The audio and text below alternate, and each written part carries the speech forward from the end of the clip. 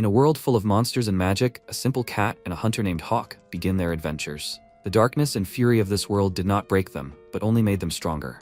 Perfect synergy. They begin their adventure with different purposes, but with the same goal in mind: to protect something precious and seek revenge. How far can two wounded souls go? Let's find out.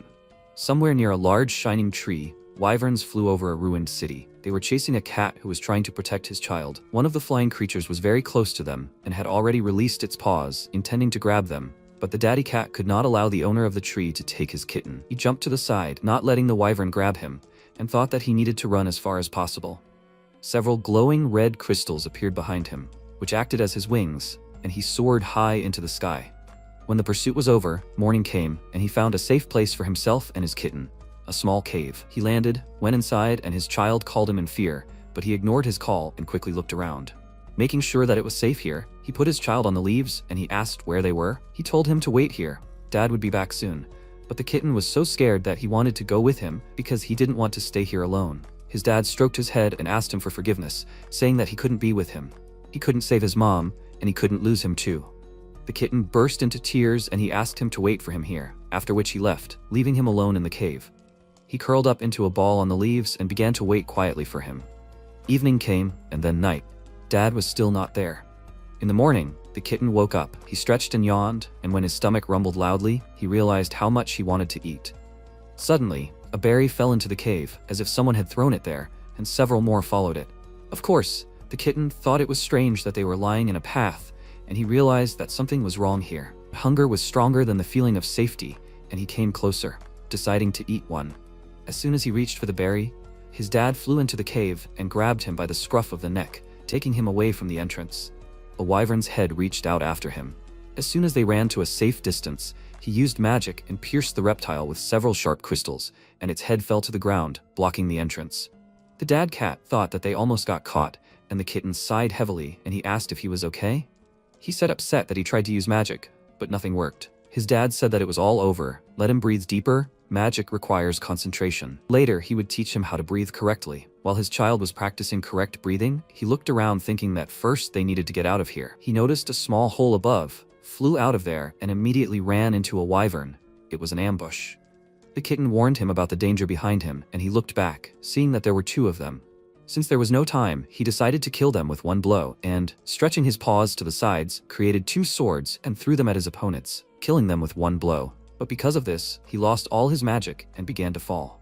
His son sighed in fear, seeing that another wyvern was approaching them. His dad hugged him and offered his back, realizing that he could not avoid the blow. The wyvern pierced his body with a sharp claw on its wing, and the kitten called out to him in fear, after which they both fell. Meanwhile, the main character, a death knight named Hawk, was nearby. Seeing the wyvern, he was slightly surprised, because they should not be in this forest. He decided to explore everything, and in the meantime, the cats fell. Daddy Cat took the full impact on himself and rolled on the ground, after which he got up and realized that he lacked magic. His strength was running out, so he decided to find shelter. Fortunately, there was a small hole nearby under a stone, overgrown with tree roots, and he went there, leaving bloody footprints behind him.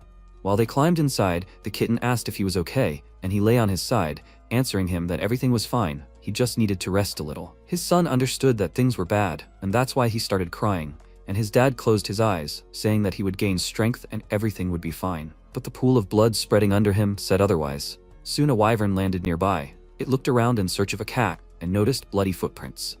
While they were resting, the wyvern found them and looked inside the shelter. Seeing this, the kitten whimpered in fear, and then the reptile screamed loudly, trying to reach them, but something sharp immediately pierced its throat.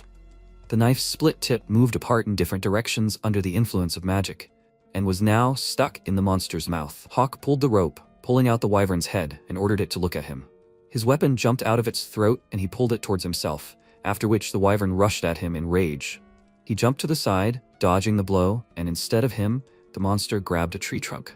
At that moment, he pulled out his sword and deprived the monster of life, after which he said that it was its own fault that it left its lair. He remembered that this creature was looking towards the crevice and decided to look there himself.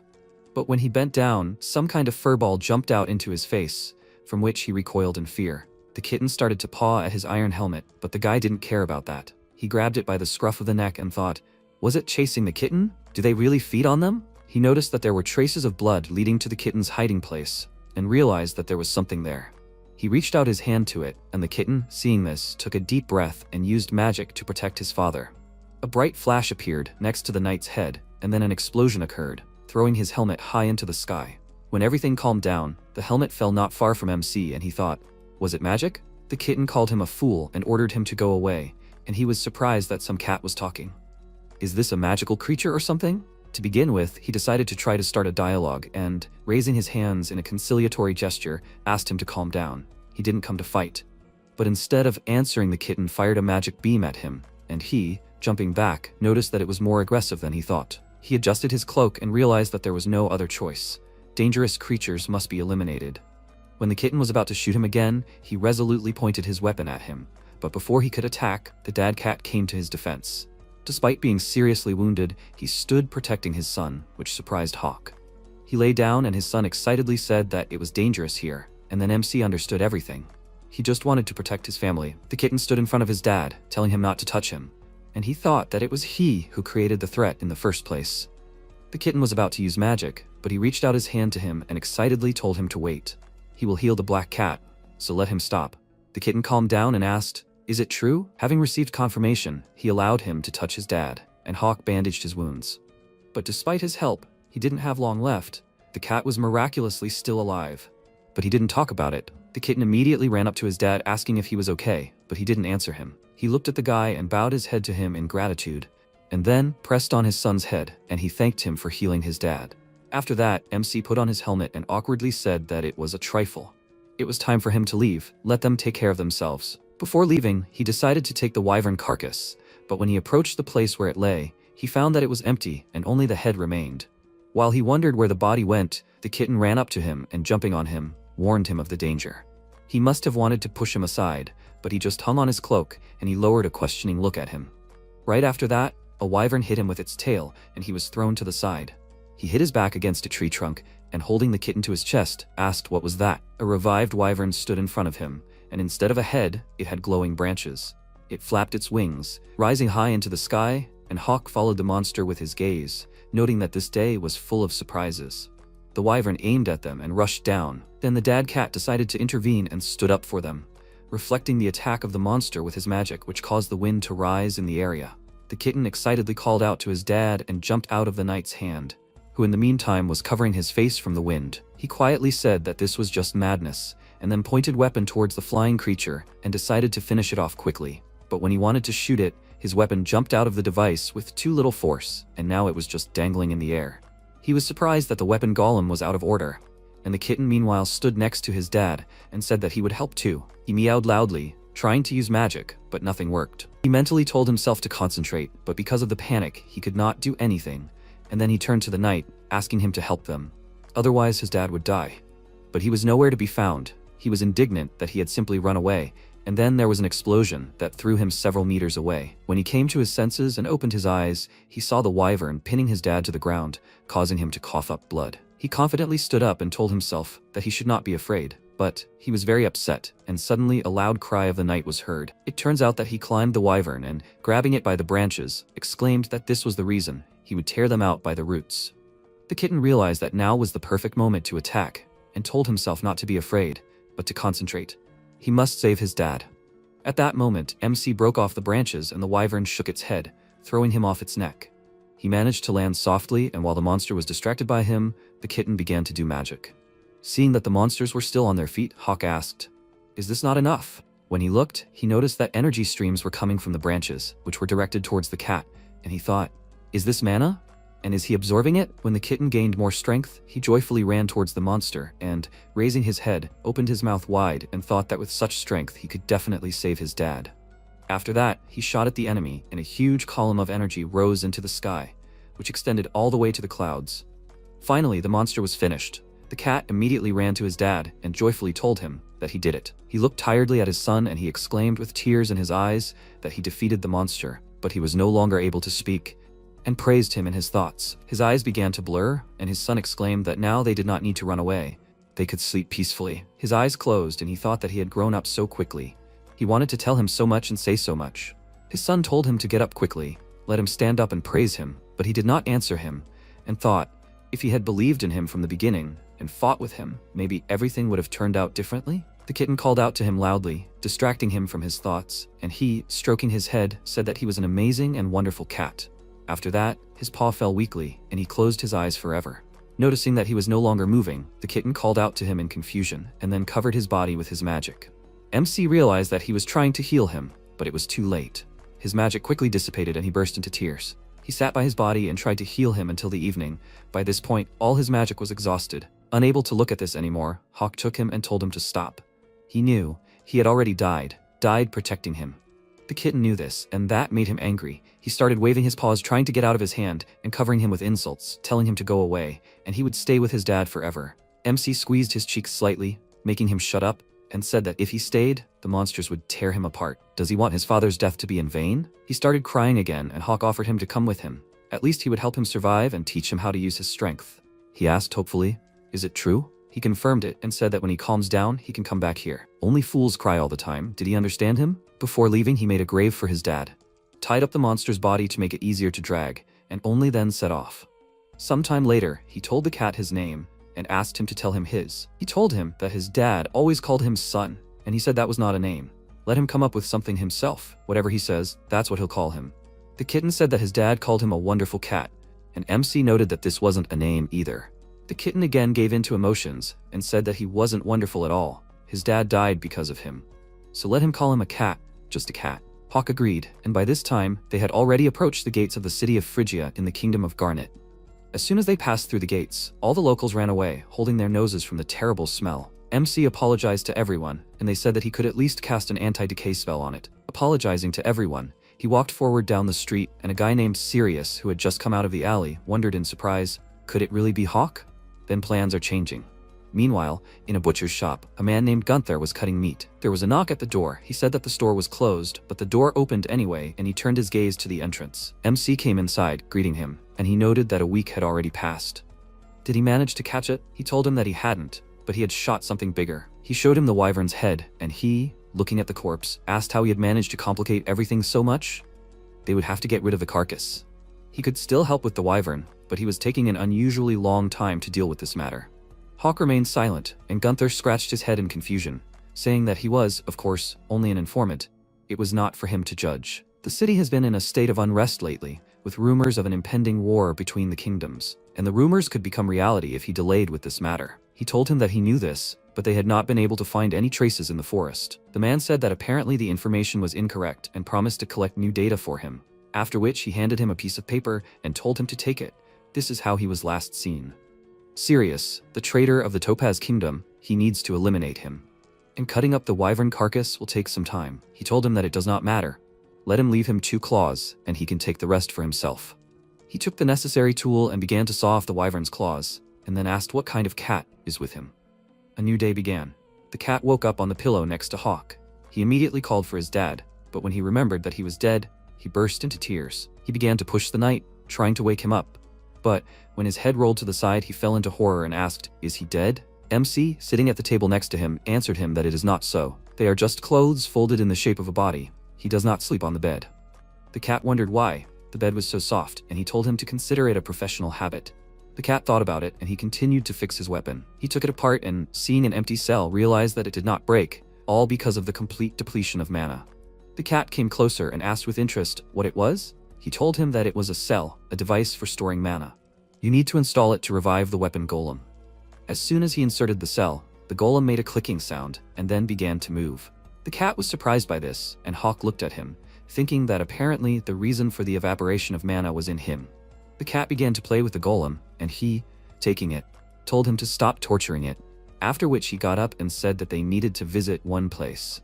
The cat asked where they were going, and he told him about the Hunters Guild. This is an organization founded by mages and merchants for the effective hunting of dangerous monsters and magical creatures that operate outside the borders of states. Hunters from all countries are registered in the guild. It provides them with comprehensive support. The main privilege is the right to freely cross borders, as well as the opportunity to hunt in the territory of other kingdoms. Most adventurers become hunters precisely for this privilege, and MC is no exception, although he uses other services for the first time. When he came to the guild, the girl at the reception desk named Wendy asked if he wanted to register a familiar. He confirmed this, and looking around, asked why there was no one here. She told him that taming magical creatures does not happen often, and he, holding out a cat to her, said that they live together, and it seems that he is a magical creature.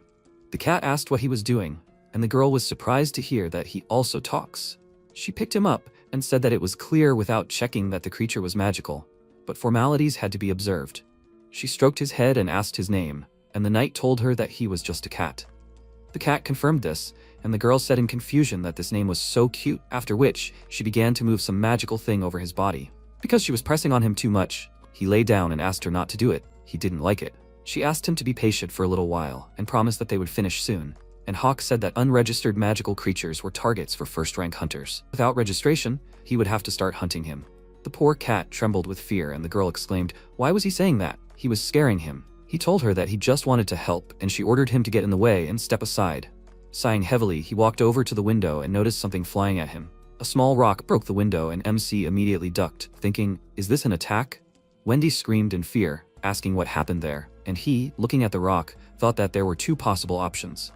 Either this was someone's stupid prank, or a deliberate attempt to lure him out. He carefully looked out the window and noticed Sirius on the roof of the neighboring house. He immediately stood up excitedly and thought, "Is this Sirius's teacher?" He remembered how he trained him when he was a child. When he rushed at him, Sirius threw a dagger at him, and he flew back a few meters. When the dagger stuck in the ground, Sirius picked it up and told him that he still hadn't gotten rid of the habits of military training. Blindly rushing at the enemy was not their way. He told him that he would try again, and he handed him the dagger, telling him to think about the situation first and then act. Only in this way could he become a Death Knight. He took the dagger from his hands with a smile, and currently clutching the window frame from the overwhelming emotions, mentally told the teacher that it seemed like he was still too weak. Wendy asked, "Did he find the attacker?" She hoped she wouldn't have to pay for the damage. Hawk grabbed the cat without even looking at the evaluation results, then ran to the window with him and jumped out of the building, breaking it. Wendy looked at them in confusion, then the magical device reported that the results were ready, and the indicator lit up red, which meant that this cat was not a magical creature. MC, meanwhile, threw his weapon higher and caught on the chimney, thereby rising to the roof, and found himself right in front of his teacher. Sirius told him that they had not seen each other for a long time, and he asked why he decided to show himself now. He answered him that if he knew that he was hunting him, he would not have hidden. Hawk pointed his sword at him and exclaimed, "Is he mocking him?" Sirius, without a drop of fear, said that he trusts him, and he exclaimed, "How could he betray the Topaz Kingdom and the Death Knights?" Sirius said that he keeps this cat with him and does not understand anything. He wanted to tell him something about the Topaz Kingdom, but the arrow that pierced him did not let him do it. The next arrow flew at MC. He cut it in two and stood up to protect his teacher, looking around in search of an archer. He thought, "Are there other killers?" After that, a sound was heard nearby. A girl archer named Lena climbed the chimney and asked, "Is he protecting Sirius?" This is what she expected from him. He is also ready to betray the Death Knights. Her gaze became hateful, and he began to deny everything, but she did not even want to listen to his excuses and said that she would destroy him. Death Knights, this is the name of an elite squad of assassins reporting directly to the King of Topaz. The unit exists outside the official structures of the state, remaining in the shadows, and their only task is to eliminate the enemies of Topaz.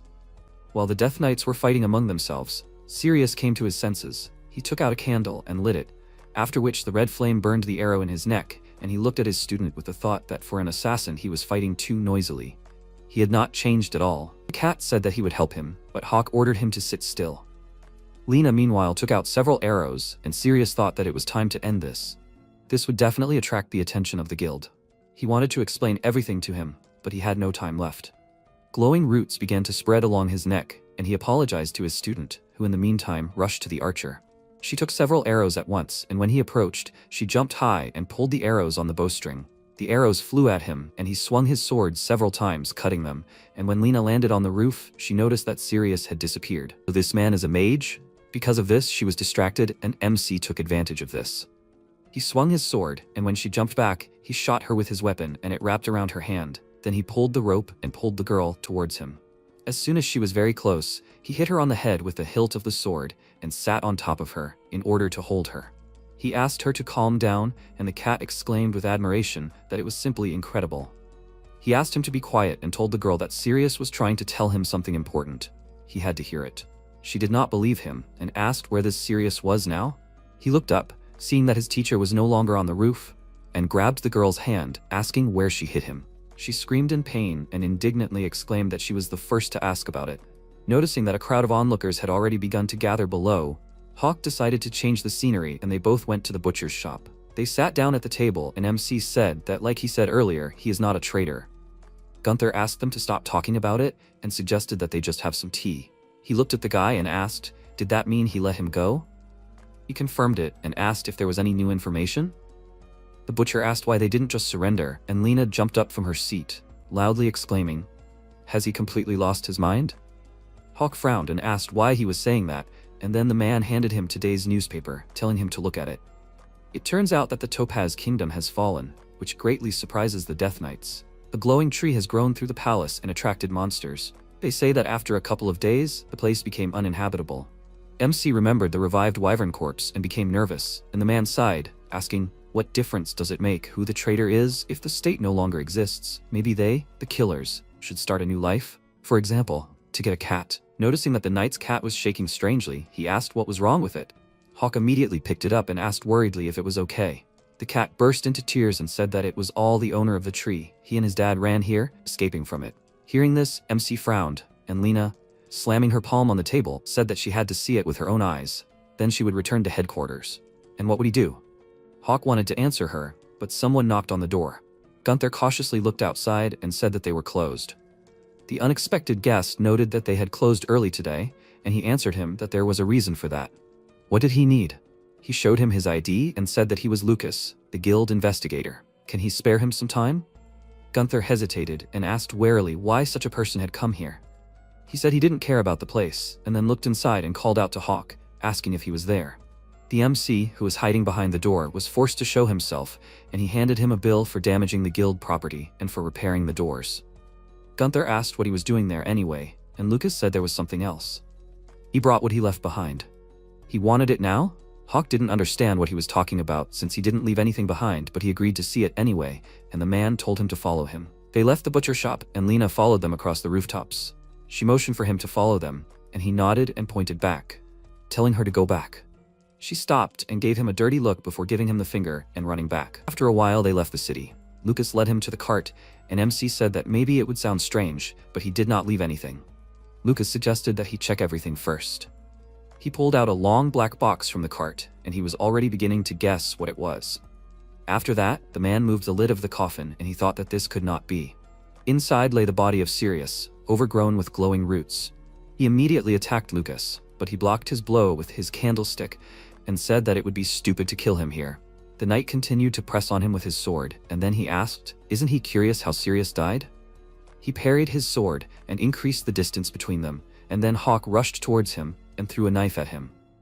Spinning the candlestick, he parried the blow and said that he did not come to fight, but he leaves him no choice. He is not confident in the control of his powers, so he asks him not to die. He pointed the weapon at him and fired magic at him, causing him to be thrown several meters into the air and hit a tree. The horses nearby became agitated and ran away in fear. Lucas followed them with his gaze, then glanced at Hawk and thought that he was more emotional than he thought. The cat coughed up the dust raised by the blow, and MC advised him to stay away from him. He looked at him upset and asked if the man in the box was dear to him. He told him that he was not, and he asked why he was angry then. He took him off his shoulder and said that it was none of his business, and he said upset that he wanted to help him too. Hawk told him that it was his problem, which he should solve on his own. The cat exclaimed that this problem was his too, and then the knight covered him with his helmet and asked him to be quiet. He only meowed pitifully in response, and he stood up and looked at his opponent. Lucas noted that he seemed in no mood to talk, and he ordered him to shut up. The man swung the candlestick, creating several burning shurikens nearby, and said that he was very sorry. He aimed these shurikens at the running Hawk, who quickly cut each of them into pieces without slowing down. Then Lucas gathered more energy and shot a magic arrow at him, forcing him to stop. He sent a weapon golem at him, and a sharp blade jumped out of the device, dispelling his magic, but he did not notice how his opponent was very close and kicked him in the chest with all his might.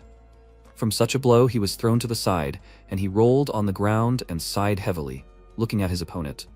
The cat immediately jumped out from under his helmet, worried about him, but stopped because he told him to sit quietly. He remembered his dad and thought that if he hesitated, then Hawk could die too. And he did not want to let that happen. So he resolutely headed towards his friend, and at the same moment, the magician accumulated more magic and then shot at the enemy, after which there was an explosion, but fortunately no one was hurt. Lucas was very surprised. The cat began to absorb his mana, thereby protecting his friend from the explosion. He exclaimed that he would not let anyone die, so he would protect everyone with his power. MC looked at the energy stream stretching towards the cat from the golem and thought that it was useless now. The cat absorbed mana of 2 colors, red and green. It seemed that the enemy also lost his magic. He thanked him and stepped forward, and his opponent took out a dagger. Hawk was more confident, since in close combat he had a chance, after which they both pounced on each other, but the cat stopped them, grabbing them with his magical hands and pinning them to the ground, ordering them to stop. MC asked in confusion what he was doing, and the cat said that this man wanted to talk, they needed to listen to him. Lucas confirmed this, and Hawk looked at him angrily, then closed his eyes and reluctantly agreed to it.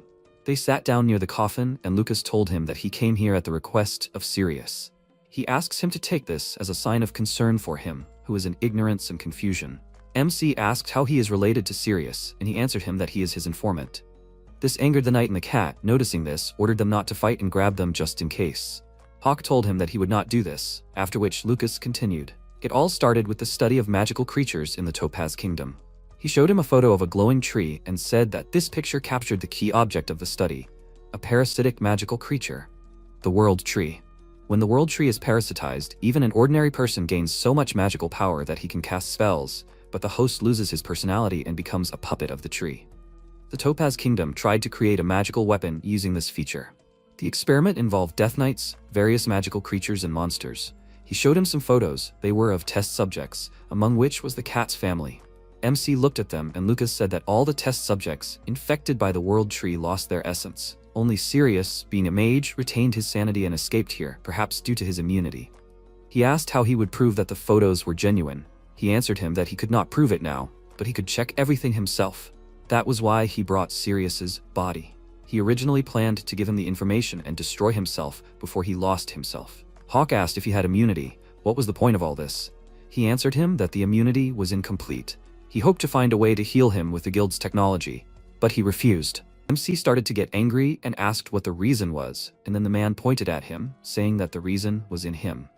Hawk couldn't stand it. He jumped up from his seat and grabbed him by his clothes, exclaiming, "Does he mean to say that he is to blame for his death?" The cat tearfully asked them again not to fight, and Lucas reminded him that he was the killer pursuing Sirius. So he planned to die at his hands so that he would not be considered a traitor to the assassination squad. MC let him go and returned to his seat, asking, "So he sacrificed himself for him?" He couldn't believe it and looked down and thought about something. Some thought came to his mind, and he asked the cat why he came here with his dad. He answered that they had fled from the master of the tree, and the knight rose, saying that then, the master of the tree was the main culprit. He planted the World Tree, used the knights as guinea pigs, and killed the black cat. If he finishes off this bastard, everything will end. Lucas said that this was jumping to conclusions. This was not a solution, but retribution. Besides, does he know who the master of the tree is? He noted that he spoke as if he knew, and he asked in response, "Isn't it obvious? That the one who can grow the World Tree in the very center of the royal palace and use the Death Knights as guinea pigs. The master of the tree is the king of Topaz." Hawk was not at all excited by this news. He didn't care, which surprised the mage. Don't the Death Knights obey the king? He told him that they only eliminate the enemies of the Topaz Kingdom and destroy those who destroyed the country. It's just that now the target is the king. The man frowned and asked, "And he wants to kill him with his abilities? Had he forgotten how he almost died at his hands just now?" He showed him the cat in response and said that everything was possible with him. After which, he brought a cat to his face and asked, "Does he remember?" He said that he would help direct its power to something important. They will save the world from the master of the tree. He looked at him in surprise, and Lucas said that the fall of the kingdom could have just been an accident. Shouldn't he protect the king? He put the cat on his shoulder and noted that, as he said, the Death Knights became guinea pigs. The king betrayed his knights. If the fall of the kingdom was not an accident, then it is very likely that the master of this is capable of destroying other kingdoms as well. Mage noted that this sounded like an excuse for revenge, but decided not to interfere and said that he did not need to understand this, so let him do as he knows. Since he already conveyed everything, he needs to leave. MC asked him to wait and asked if he was going to leave this here. He looked at the coffin and told him that he originally intended to use the body and the pictures to reveal the existence of the World Tree. But now everyone knows about it. He asked with displeasure, so he was giving up the information for such a reason? Because of this, the credibility of the information falls. Lucas said that caution is good, but he was not going to lie to him. He was giving up the information because only he and Sirius knew about the world tree. Bringing this to the guild now would only cause them trouble, so he should use it for his own survival. Hawk looked at the coffin and said that he wanted to ask one more thing. Sirius knew about the cat. What kind of cat was this? Lucas paused, and then asked in confusion, did he take it with him without knowing anything? He showed him a picture of his family and said that judging by it, this cat was also one of the test subjects. MC looked at him and asked, if he was a test subject, does that mean the world tree was already parasitizing him? He was upset and already thought that he would die like his teacher, but Lucas said that he was not infected. He asked how he knew about it, and the magician said that a tree begins to grow on the body of an infected creature. A person can hide it under clothes, but nothing like that is visible on the cat's body. Now Hawk was convinced that his abilities were not from the power of the tree, and the magician told him that the Topaz Kingdom studied not only the world tree, they tried to turn various magical creatures into weapons. And he thinks that the cat could be one of them. He has quite unusual abilities, so special that he wants to take possession of them. The cat was scared and pressed himself against Hawk, and he immediately jumped back and pulled out a weapon, preparing for battle. Lucas said that he was joking, he was only fulfilling Sirius's request and did not want them to die. He left because he needed to find the runaway carriage, and MC looked after him, saying that he didn't want to meet him again, but he really helped him a lot. After that, he collected the photos and wondered what he should do now. Should he tell Gunther and Lena about this? If he told everything honestly, then maybe they would believe him. Or, on the contrary, would they suspect him of betrayal? What if it only got worse? He decided not to share the information and return to the headquarters with the body. Complete the mission and dispel suspicions. He would find the source of all the problems and then kill him.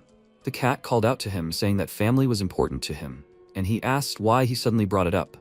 He said that he considered him his family, and he reminded him that they had known each other for less than 3 days. The cat agreed with him, but he was there when he was having trouble.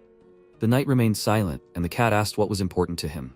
He doesn't want to lose something that's dear to him again, so if he has something valuable too, he wants to help it. Hawk realized that he never thought about it. What should he answer? His words may determine whether he stays with him. He can't let him go. That's why he said that the Death Knights are important to him. They may be in danger. He wants to save his comrades. After that, he wondered if these words were enough. Maybe he should have said that he wanted to save the world. After hearing the answer, the cat confidently declared that he would help him and offered to protect what was dear to them together. MC stroked his head and thanked him, thinking that he would have to be careful. The main thing now is to maintain a relationship with the cat. If they meet someone as strong as the Wyvern, then without the cat's abilities, he will have a hard time. He offered him to move to the Topaz Kingdom, but then he did not even guess that no matter what he said, the cat would still stay with him, because he had already become dear to him. That's how this cat was. After that, they set off on their journey together. That same night, the golem flew into the butcher's shop to deliver a message. It knocked on the window and the woman inside let it in. It put a note from Hawk on the window frame and then flew away. It said that he was following Sirius's trail and that he would return to headquarters after completing the mission. The woman with the raven mask was upset that he just left. He was so heartless, and she had prepared a surprise party for him. She hoped that they would definitely meet next time and burned the note, and at that moment Gunther and Lena, tied to homemade crosses, burst into blue flame. Soon the golem returned to its owner and Hawk decided to move on. They had already gone quite a decent distance from the city. Soon the cat also woke up. He called Hawk and something flashed ahead between the bushes. He said that it seemed like something was here, and they both began to look around carefully. Something flashed behind them again, and MC felt someone's presence. Phrygia is not far from here. Maybe Lena is chasing them. He put the coffin down and prepared for battle, thinking that whoever it was, they would not part peacefully. He adjusted the golem on his hand, and then someone's footsteps were heard. It was a group of goblins. Hawk thought that maybe this was even for the best, but then he saw the monster infected with the tree and took his words back. He advised the cat to prepare, because there would be a battle. Then he sent the golem at the monsters and fired. It flew forward at high speed, distracting them, and when they looked at the place where Hawk was, there was no one there. Meanwhile, he hid nearby and thought that there was a goblin with a parasite here. Perhaps they were tracking the cat? Perhaps this is even good. He will be able to find out the limit of his abilities. He asked the cat to refrain from magic, and he asked why, and he told him that this is the last cell. The golem continued to circle above the monsters, and then one of them chased after it, but did not notice how it fell into a trap. MC jumped out of its hiding place, swung its sword, but it could not pierce its thick skin, and the monster was only thrown back. It dug its claws into the ground, helping itself to slow down, and then screamed furiously. Hawk realized that something was wrong here. He tried to cut it in half. Do goblins have such tough skin? At the same moment, another goblin pounced on him from the side. He put his hand under the blow and almost fell from the weight of the monster, but in time, hit its head on a stone. He called out to the golem, and it immediately flew into the monster's chest. The other goblin screamed furiously and rushed at him, while he pushed off the golem's line and jumped high into the air. The goblin missed and hit his head on a rock. An MC grabbed the sword by the tip and swung it at the monster's head with the hilt. He dealt with that, and was the last one left. The goblin, infected by the tree's branches, growled, and Hawk gripped the sword tighter, telling him to attack. When the monster pounced on him, he swung his sword, but it broke, and the goblin jumped to the side and hit a rock but was unharmed. MC threw the broken sword aside and said that he would have to use his other weapon. He had something in stock. The monster growled loudly, warning him of the attack, and he reached for the 2 daggers on his belt and said that this was the first test. Pushing off the rock, the monster rushed towards him at full speed, but did not notice the golem that began to attack him from all sides. The line tightened around the monster's neck, causing it to stop, while Hawk pulled out his daggers and lunged forward, finishing it off. After that, he showed his new weapon to the cat and said that it was a wyvern blade.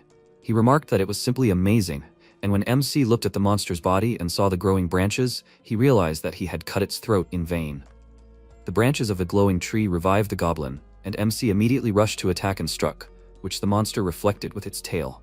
After that, it jumped high and roared, and Hawk put 2 blades in front of him to defend himself. But the sharp tail cut his new daggers, and he thought that dangerous creatures are divided into monsters and magical creatures.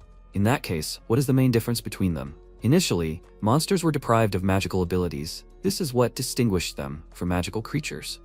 But this creature owns magic, as if it was born with it. So, monsters infected by the world tree should be considered magical creatures?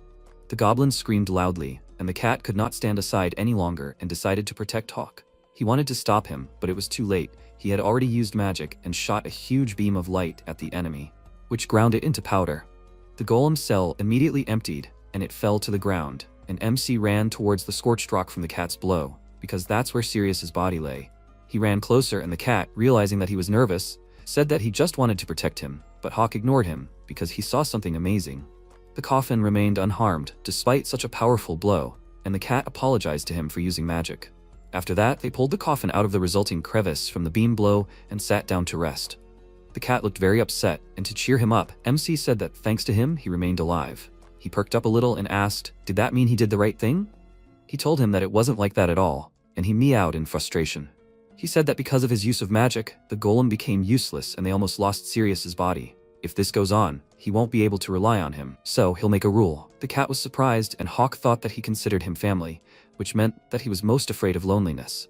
He was sorry, but in order to tame him, he would have to take advantage of this weakness. He told him not to use magic without his consent, and if he broke this rule, he would leave. The cat folded his ears and became very upset, and MC added that their paths would diverge forever. He told him that he understood everything, but then he also wanted to make rules. The knight was slightly surprised, and he exclaimed that it would be fair, and he agreed to listen to him. The cat asked him to always be with him, let him eat with him, sleep with him too, and never fight alone. Hawk said that if he followed his rules, then they would be inseparable anyway. There was no need to turn this into a rule. He exclaimed in response that this should be a rule. If he followed it, then he promised to follow his rules. He agreed and asked, does that mean they now follow each other's rules? He confidently confirmed this, saying that following the rules is mandatory and imperative, and MC, putting it on his shoulder, stood up and agreed with him. He looked at the coffin and thought there was one more problem. Since it was not damaged by the cat's magic, then it was clearly unusual. He moved the lid of the coffin and looked at the body, thinking that maybe these branches were able to withstand the attack. Their shape resembled the stems that magicians use. An idea came to him, and he turned to the cat, saying that he had a favor to ask of him.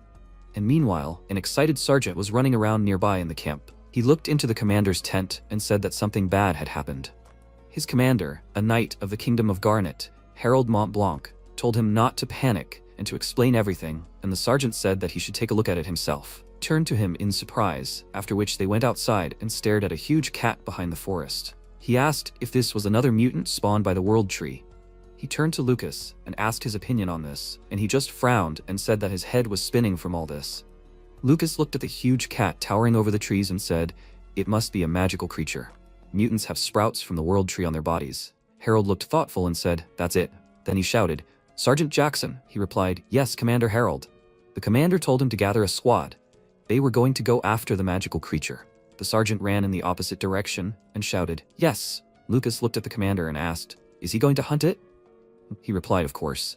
With a slight smile, he added, "Isn't he curious? Is there such a huge magical stone hidden inside?" He replied, "Yes." "Will he let him join the hunt?" He walked forward and replied, "Of course, he can come with them." Lucas thought the situation was getting complicated. All he could do was trust it. Just before the giant cat appeared, the protagonist, leaning over the coffin, thought, "Sirius, is he really dead?" So far, all hosts have been reborn into stronger forms after death, but why hasn't Sirius been resurrected? Are there some conditions? Or is it because he didn't cut off his head? Maybe the branches were able to resist magic? The shape resembles the stems that mages use. It feels uneasy. He wants to get rid of it. And if his guess is right, then he looked at the cat on his shoulder and said that he had a request for it. He was surprised. A request? He explained that he wanted him to absorb the mana from these branches. The cat asked, "Absorb?" "He can't do that." They looked at each other. The protagonist thought, "It seems like he absorbed it unconsciously." Then he asked how he usually used magic then. He answered that he simply imagined what he wanted to do. Really concentrated. Magic worked. When he was with Dad, it didn't work at all. But with Hawk, it always works. He happily raised his paws, and MC took him by the scruff of the neck and sat him on the coffin, telling him to try using magic, thinking about absorbing mana. He answered, "Okay." Then he meowed loudly and wondered why it didn't work. The protagonist put his hand on his helmet and thought, "Some conditions again? What kind of mana did the cat absorb before?" Cell, a mana storage created from processed magic stone. Candle, a clod of mana obtained from processed magic stems. The world tree, parasitizing on the body of the wyvern. From the cell, only the mana used by the golem was absorbed. And from the magic candle, both the activated magic and the mana of the candle itself were absorbed. And in the case of the world tree, he plunged into memories. The next second he pulled the branch that enveloped Sirius's body. Looking at this, he thought that the mana was absorbed after damaging the branch. He understood, a branch of the world tree. After that, he broke off a part of the branch and told the cat to start absorbing. In response, he meowed and began to collect energy into himself. The protagonist thought, "Great, it worked." The branches disappeared. Then he asked, "Is there a magic stone in the center of the chest?" The cat thoughtfully called him and said that it felt strange inside. Suddenly it began to increase in size, and the protagonist, looking at it, wondered, "What is it?" The cat stopped more and more, becoming taller than the nearby mountains. He meowed in confusion, and MC, looking up at him, shouted, "It continues to grow. He must stop." He looked at him in response and said, "Strange, he can't control it. It hurts." The protagonist shouted, "If mana hurts, he should not tolerate it. He must use magic, stupid." At that moment, Wendy ran next to him and shouted, "This method is dangerous." Putting her hand on the cat's paw, she asked, "Is he a good cat? She will help." In response, he meowed. And she, smiling, said that he should not be afraid. She will heal him quickly. The protagonist put the dagger to her neck and told her to go away. If she does anything suspicious, he will kill her. She looked away and told him to wait. She came to help. Maybe he will put the dagger away? He thought that he remembered this girl. Right, she was a guide in the guild. Then he asked, was she following them? She shouted that she was just passing by and saw the cat. The cat at that moment desperately said, "Hawk, he is in pain." Wendy shouted, "He must listen. She is an expert in magic and magical creatures. She knows why the cat became like this. She will help." He leaned over to her and said that if anything happened to the cat, she would die by his hand. Did she understand? She replied that he shouldn't scare her like that. She understood. Then he lowered his dagger, and she sighed with relief. He told her to quickly save the cat, and she said that in that case, first he should give her all the mana vessels he had. He thought, maybe he should just kill her? And then he handed her some cells and said that he only had empty cells. She took it in her hands and told him not to worry. This is what she needed. After that, she threw it up and concentrated this energy around herself. She said that now the cat has too much mana. If she redirects the excess into the cells, he will return to his previous state. The next second, the cells spread out around the cat and began to suck out energy. A few moments later, Wendy put her hands forward, trying to catch the cat. Taking it in her hands, she said that he held on well. "Kitten, it's over." MC, looking at the filled cells, thought, so she filled the cells with the cat's mana? She, smiling, said that the cat was fine. He caught the cells and thanked her for her help, then asked who she was. She asked, where did such politeness come from? Her name is Wendy. She is a wandering magician. He thought in surprise, wandering. At that moment, Harold approached them and said, so this magical creature already has an owner? The protagonist noticed that today there were somehow too many surprises. They were surrounded by warriors, and Harold, throwing his weapon over his shoulder, said with a smile that he welcomed them. Gentlemen, his name is Harold Montblanc. He is a knight of the Garnet Kingdom. From now on, friends, they are under his control. MC thought, if he was alone, he would easily slip away, but he can't leave Sirius and the cat, and that means. He grabbed his helmet, sighed desperately and put his hands forward. He asked, does he intend to arrest them? He replied that he shouldn't misunderstand, he was just doing his job. After that, he stuck his sword into the ground and said that they couldn't pass here without his permission. Well, everything is crystal clear, right? The protagonist replied that he didn't quite understand him. After that, he presented his ID and added, interstate hunting activities. Even the army has no right to hinder the movement of hunters. Wendy folded her arms across her chest and added, that's it. Harold thoughtfully looked at the ID and said, hunter's license. Everything is different now. The world tree appeared. Ordinary people know it as the glowing tree. In any case, after reading it in the newspaper, he thought about it, and again The commander added that because of curiosity and the thirst for glory, many fools strive to enter the Topaz Kingdom, so they. The protagonist, not listening to him, focused his attention on Lucas and thought, what is he thinking? What is he planning? The next second, the commander grabbed his helmet and angry, said, hey, he should not ignore him. The protagonist grabbed his hand and told him to take his hand away. Their gazes crossed, and at that moment, Lucas approached Harold and, putting his hand on his shoulder, told him to stop. You can die like that. He replied that he got carried away and he apologizes. Wendy looked at the protagonist and asked if he was okay. In response, he took the cat and said that he was taking it. She agreed, and then he put the cat on his shoulder and thought that this girl cannot be trusted. She pretends to be a wanderer, although she belongs to the guild. She thinks he does not know? This situation, this place, everything is driving them crazy. At that moment, Jackson came up to them and shouted, Commander, he has to look here, a corpse. The commander approached the coffin and noticed, indeed, a corpse was lying there. Then he shouted, Sergeant Jackson, he has to take them into custody. With these words, he pointed his sword at the protagonist, and the sergeant shouted, yes. Wendy asked, what to do? The protagonist looked at her and told her to stop pretending to be with them. She shouted, he said them. Harold said, so criminals. What kind of sinister bloodlust? How many lives did they take? Dozens. Or maybe hundreds. MC said, usually they listen to an explanation first, right? This dead comrade of his. The cat asked what he was doing. He said that he was returning to the Topaz Kingdom to bury him on his native soil. Harold asked, does he think he will believe? The cat looked at the protagonist and asked, fight again? At this point, Lucas, taking Sirius's hand, said that he thought he was telling the truth. The dead man's clothes were identical to this man's. The commander asked, is that so? He rose to his feet and added, strong hunters often emit a powerful aura. Maybe they should just let them pass? He replied, even if they did, the mutants would still finish them off. Lucas said that in that case they can test if they are strong enough to survive by crossing the border. Isn't that what they came here for? Harold frowned and said, test. Before he could finish speaking, the protagonist said that he refused. Why on earth should he receive their assessment? They looked at him in surprise, and the next second he released a powerful aura and told them to just attack. He would smash everyone and pass. The next second, Harold laughed loudly and said, okay, if he defeats him, he will pass the test. They will fight.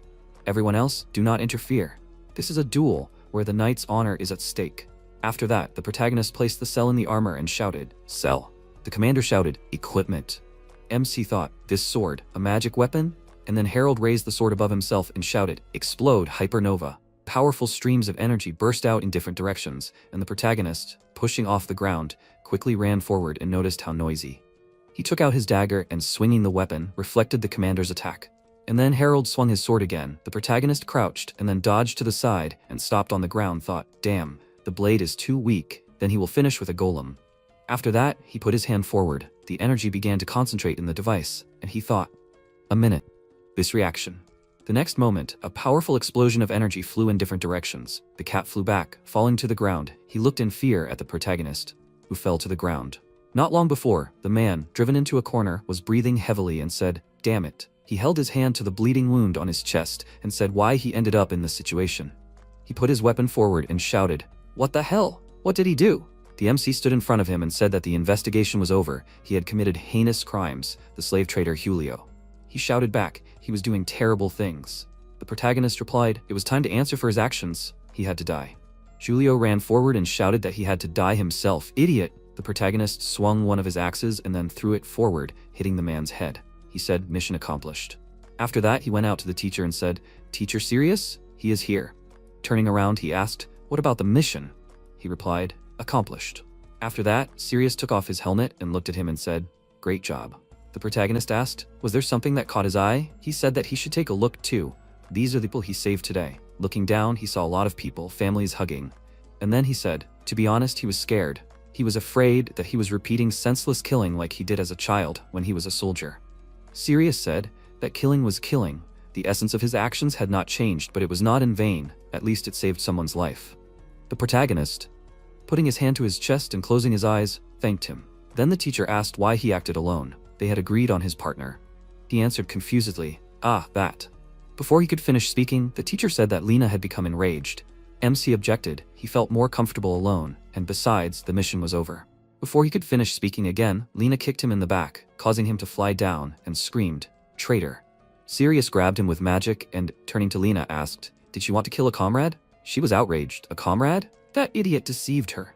The protagonist replied that it was not true. She pointed her finger at him and shouted, "He said the mission was tomorrow, and he left today." Sirius looked at him and asked, "Is this true, Hawk?" He replied that he wasn't lying. He told her it was tomorrow, and he came early. He just didn't warn her. She shouted indignantly, "Why didn't he tell her right away?" "They're a team." He replied that he wanted to handle it on his own. She shouted, "He's weak against surprise attacks. Just now, if it were an arrow instead of a kick, he would be dead." He replied, "But she doesn't own a bow." The teacher, turning to Hawk, said that he was wrong. He should apologize. He pulled him back to the ground, and MC, looking at his partner, apologized to her. She shouted, "This is infuriating." And then Sirius said, "And his vulnerability to surprise attacks is a fact. For now, they have to act as a team." The protagonist asked, "Is there no way to become stronger against them?" Lena pointed her finger at him and shouted that he just had to trust his comrades. Sirius looked at her and remarked, "That was right." However, Lena, she should be able to doubt her allies. They are not always sincere. It is necessary to learn to read their intentions and analyze the situation. One is too trusting of her comrades, the other is not able to trust. That is why he united them, so that they could develop by influencing each other. Although it is impossible to instantly change the worldview. After that, he threw the device to the protagonist and told him to take it. Catching it, he said, "This." Sirius said, "A golem is an independent magical weapon. If he can establish a connection, it will obey his commands." The protagonist said, "A golem." The teacher added that it would make up for his weaknesses. He thanked him, and then Lena put her hand forward and said, "And her too." He replied that upon his return he would give her something. She said that she wanted a bow. After that, he put on his helmet and said that in that case they would return. Everyone agreed with him and went forward. MC was devoted to the missions of the Death Knights. The teacher said that this cloak was a symbol of him being their disciple. He felt proud, but they were not always sincere. He thought it was advice for Lena. It was necessary to learn to read their intentions and analyze the situation. For what? The other Death Knights and the commander. Why? Teacher. For what? Apparently he is still not experienced enough. Then he screamed loudly, and the next second he opened his eyes. His bandaged hand was directed upward. He sat up, looking at his hand, and thought, "A dream. No. A memory? Sirius is dead. It does not matter now." The next second, the cat jumped in his face and shouted, "Hawk!" He came back to life. The protagonist took the cat in his arms and said that he did not die. He should calm down. He thought, the golem exploded. So this is the camp of the army of the Kingdom of Garnet? At that moment, Wendy entered the tent and asked, "Was he awake?" She brought some food, but the next second, everything fell to the ground, breaking into pieces. The protagonist grabbed her by the neck, lifting her into the air. Frowning, he asked what she did with the cell. She desperately asked him to spare her.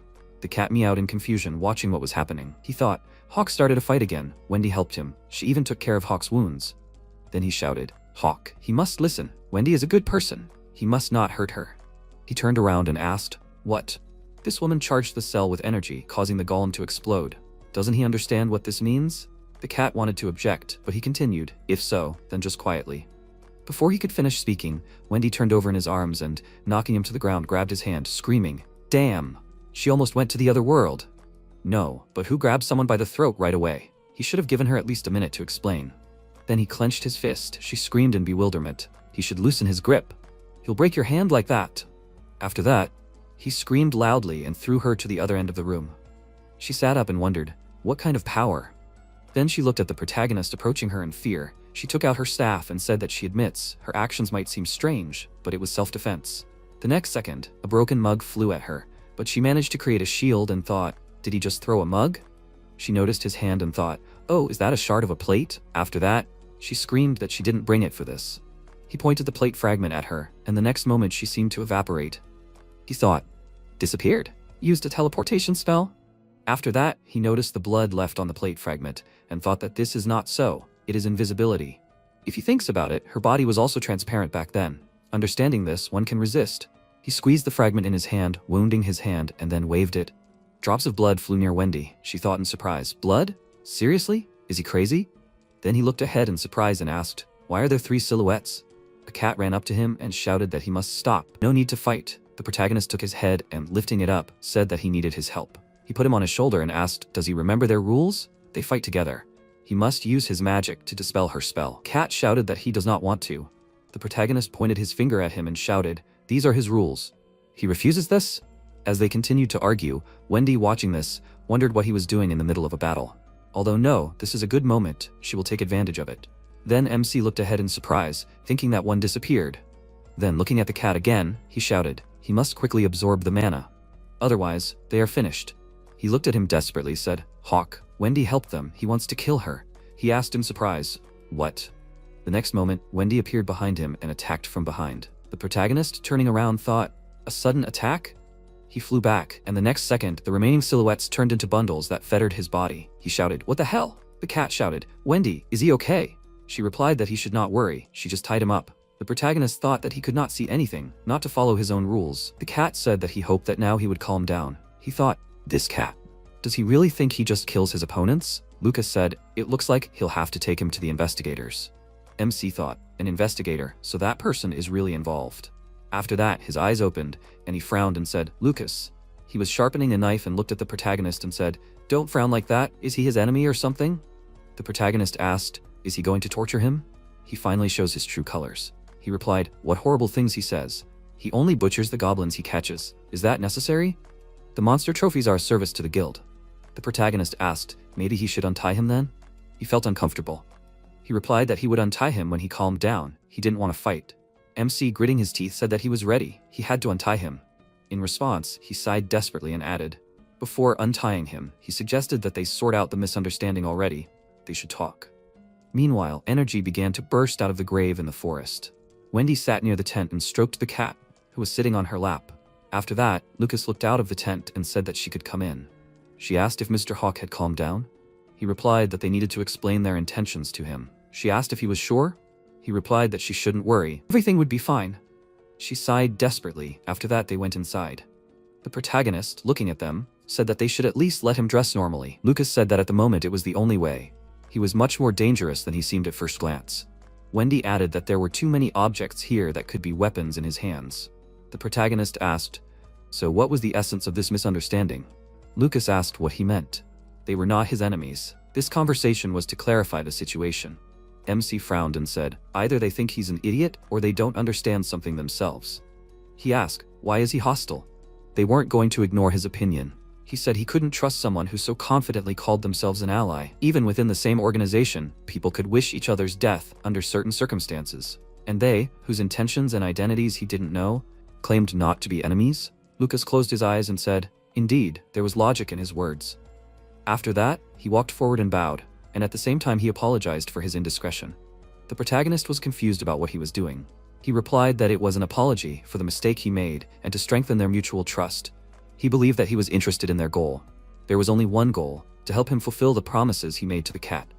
The cat was surprised. Promises? To always be together? The protagonist asked what promise they were talking about. He replied, to save the world. Did he forget? The protagonist thought, damn, he can't deny it now. The cat said desperately, so not to be together. After that, the MC sighed desperately and said that he remembered his promise. But what benefit would they get from helping him? Lucas replied, before answering his question, he should clarify something. Their actions have nothing to do with the Death Knights. He finished all business with them after handing over the body. Currently, he acts solely as an investigator for the guild. The MC asked, so will he answer his question? He asked in return, does he know the true purpose of creating the Hunters Guild? He noticed that he was getting off topic again. Control and distribution of resources obtained from hunting dangerous creatures. Lucas said that was wrong. There was a more noble goal, to provide support to hunters confronting dangerous creatures and ultimately revive the hero who will save humanity. That is the true purpose of the guild. The protagonist asked, a hero? Is he talking about a warrior from a fairy tale? He answered, exactly. He thinks. He intends to make the cat this hero. The cat was surprised. A hero? What is a hero? Wendy, looking at him, answered, the most outstanding person, or rather a cat. He clarified, the most outstanding cat? He wants to become the most outstanding cat. Lucas, looking at him, noted that it is possible if they join them.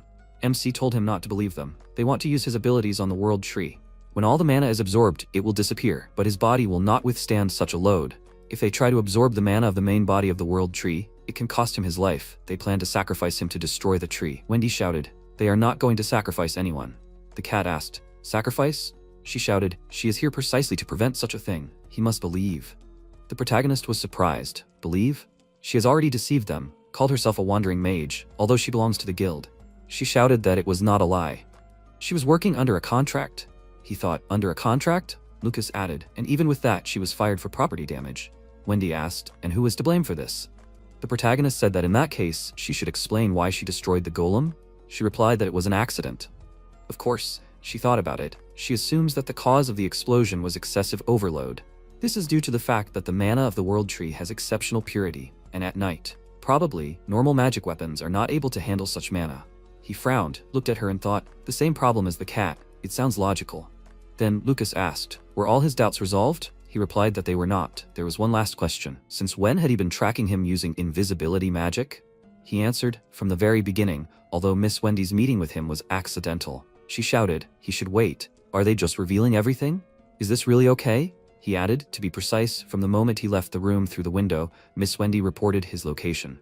The protagonist noted that he was quite frank in his answers, but this was not enough. Why was it necessary to arrange surveillance? He answered that they needed more information about Mr. Hawk.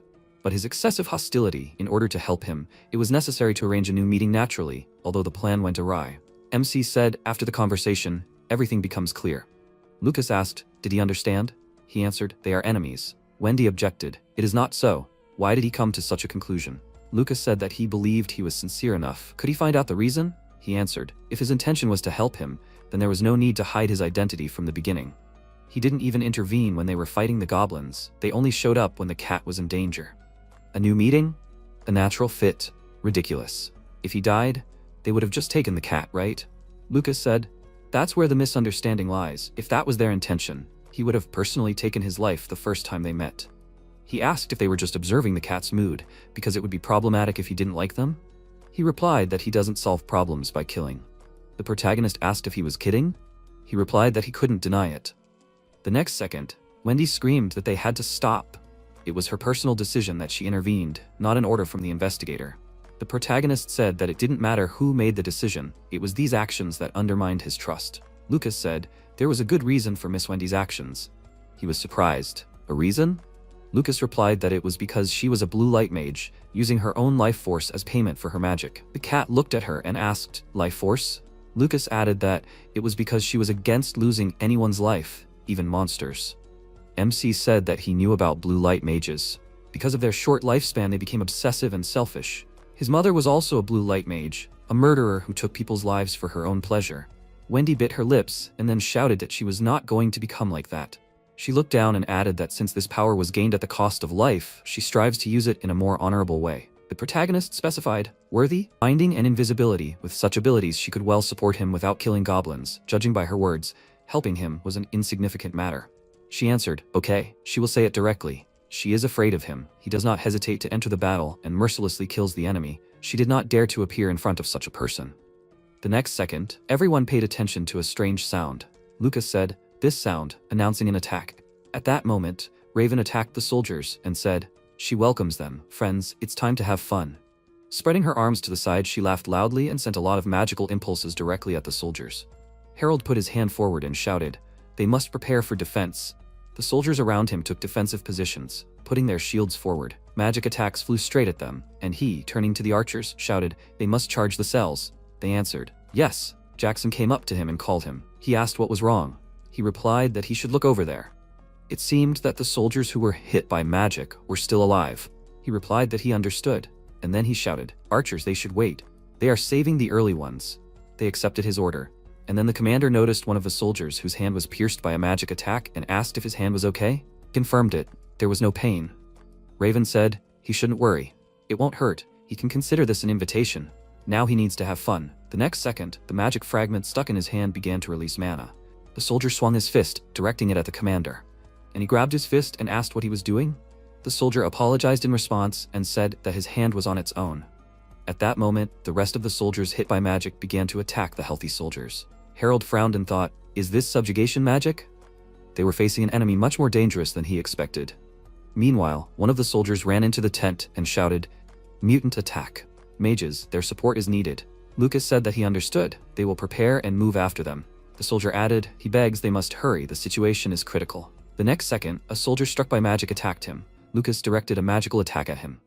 Wendy shouted, we need to start healing immediately. He said that it was too late, we need to conserve our strength. She wanted to object. MC thought, this is magic. No, this can't be, she is definitely dead. Just magic that happens to be similar in shape and characteristics. Wait, did he mention a mutant attack? Then he turned to Lucas and told him to listen. Did mutants mean creatures parasitizing the world tree? He confirmed it, and he said, in that case, he should remove the spells from him. If this is really an attack of mutants, they are probably targeting the cat. It will be more profitable for him to free him. Wendy screamed in protest and said that they themselves will protect him. It is safer for him to remain tied up. The protagonist asked, protect him? How presumptuous, considering that they plan to sacrifice him. Lucas asked, isn't he planning to use him as a tool for revenge? It is better to sacrifice him to save the world. The cat screamed for them to stop. Then he jumped out of Wendy's arms and, jumping on the protagonist's lap, declared, Hawk is his family. Family must stick together. Wendy and Lucas came to their aid. That's why he doesn't want to fight. Everyone just wants to get rid of the tree. Why should they feud with each other? They can work together, amicably. The protagonist thought, if they continue to bicker, the cat may turn against them. For starters, they should join forces and free him. He said that he agreed with the cat.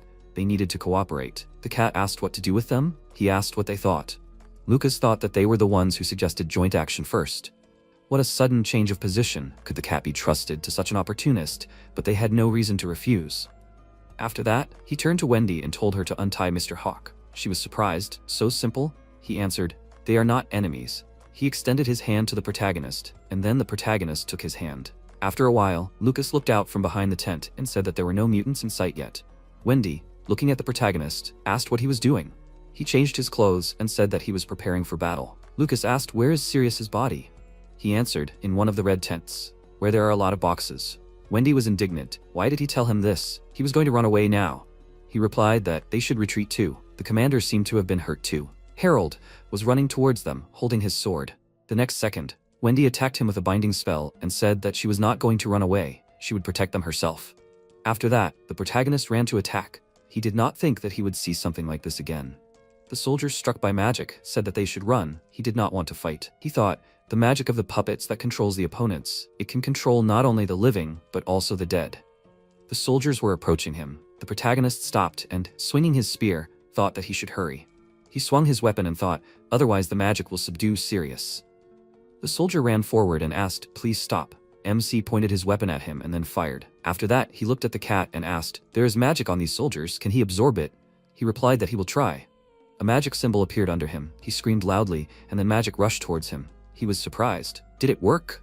Did it work? The protagonist thought, the magic is green, and then said that he does not think so. The cat said, it did not work. The protagonist thought, did he only manage to absorb the mana from the magic weapons around him? The soldiers rose from the ground. They said that they were in pain. MC thought that he would have to find the mutant and break his branch. The cat suggested that he use magic. He said that it was too strong. These people would die. He was surprised. He did not want to kill them. The protagonist answered, exactly. He ran forward and said that they just needed to immobilize them.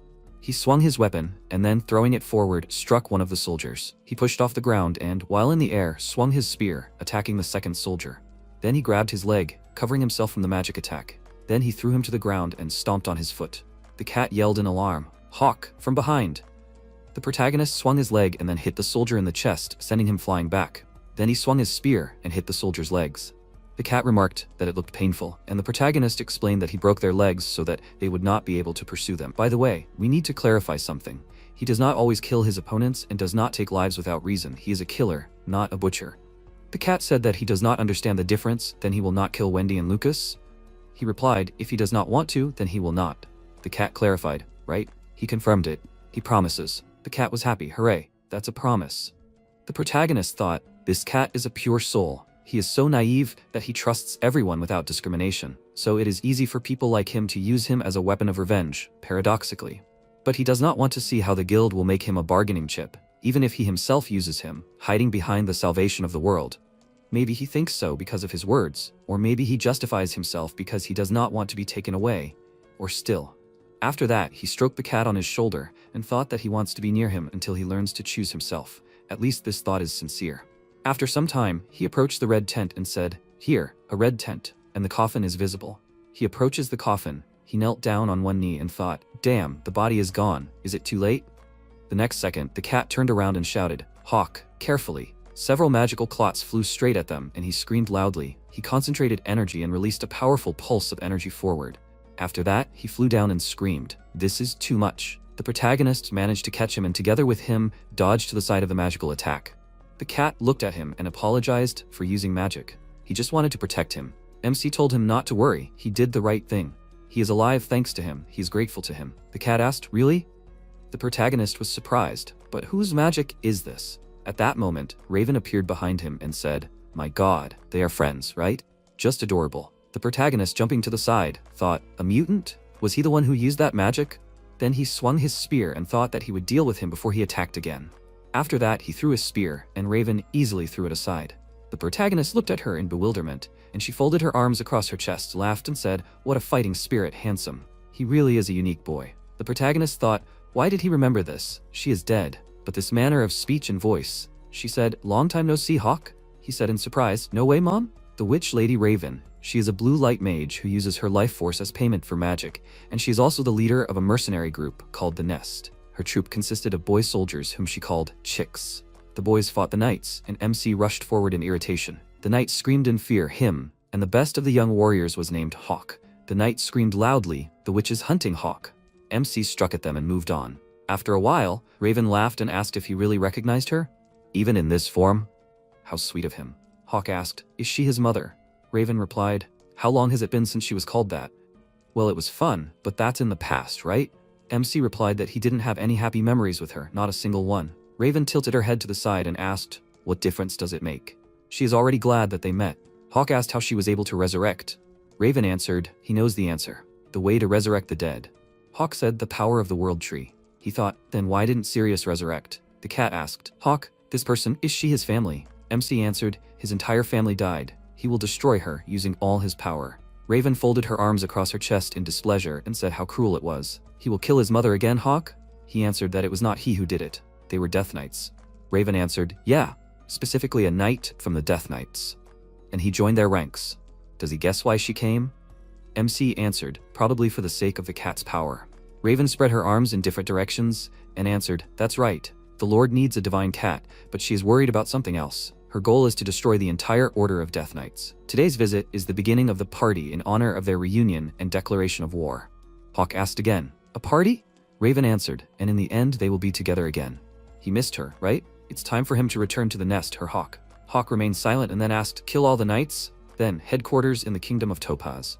Raven calmly laughed and asked, what do he think? MC asked a question, did she kill them, every single one? Raven answered, bingo. By the way, before meeting him, she dealt with one more. She took out a bow and asked, will he recognize? Lena, I think that was her name? MC went crazy and rushed towards his mother, chopping her body into several pieces. Raven laughed and said, great, he's great as always, he will become her best puppet. Raven turned into a black crow and began to laugh loudly. Hawk looked at her and thought, a crow? Is this her true form? He ordered the cat to attack that bird. The cat replied, yeah, he got it. The cat directed his mana towards the crow, who quickly cast an ice mana block. MC looked ahead in surprise and thought, this is it? A Death Knight? And that cloak, really?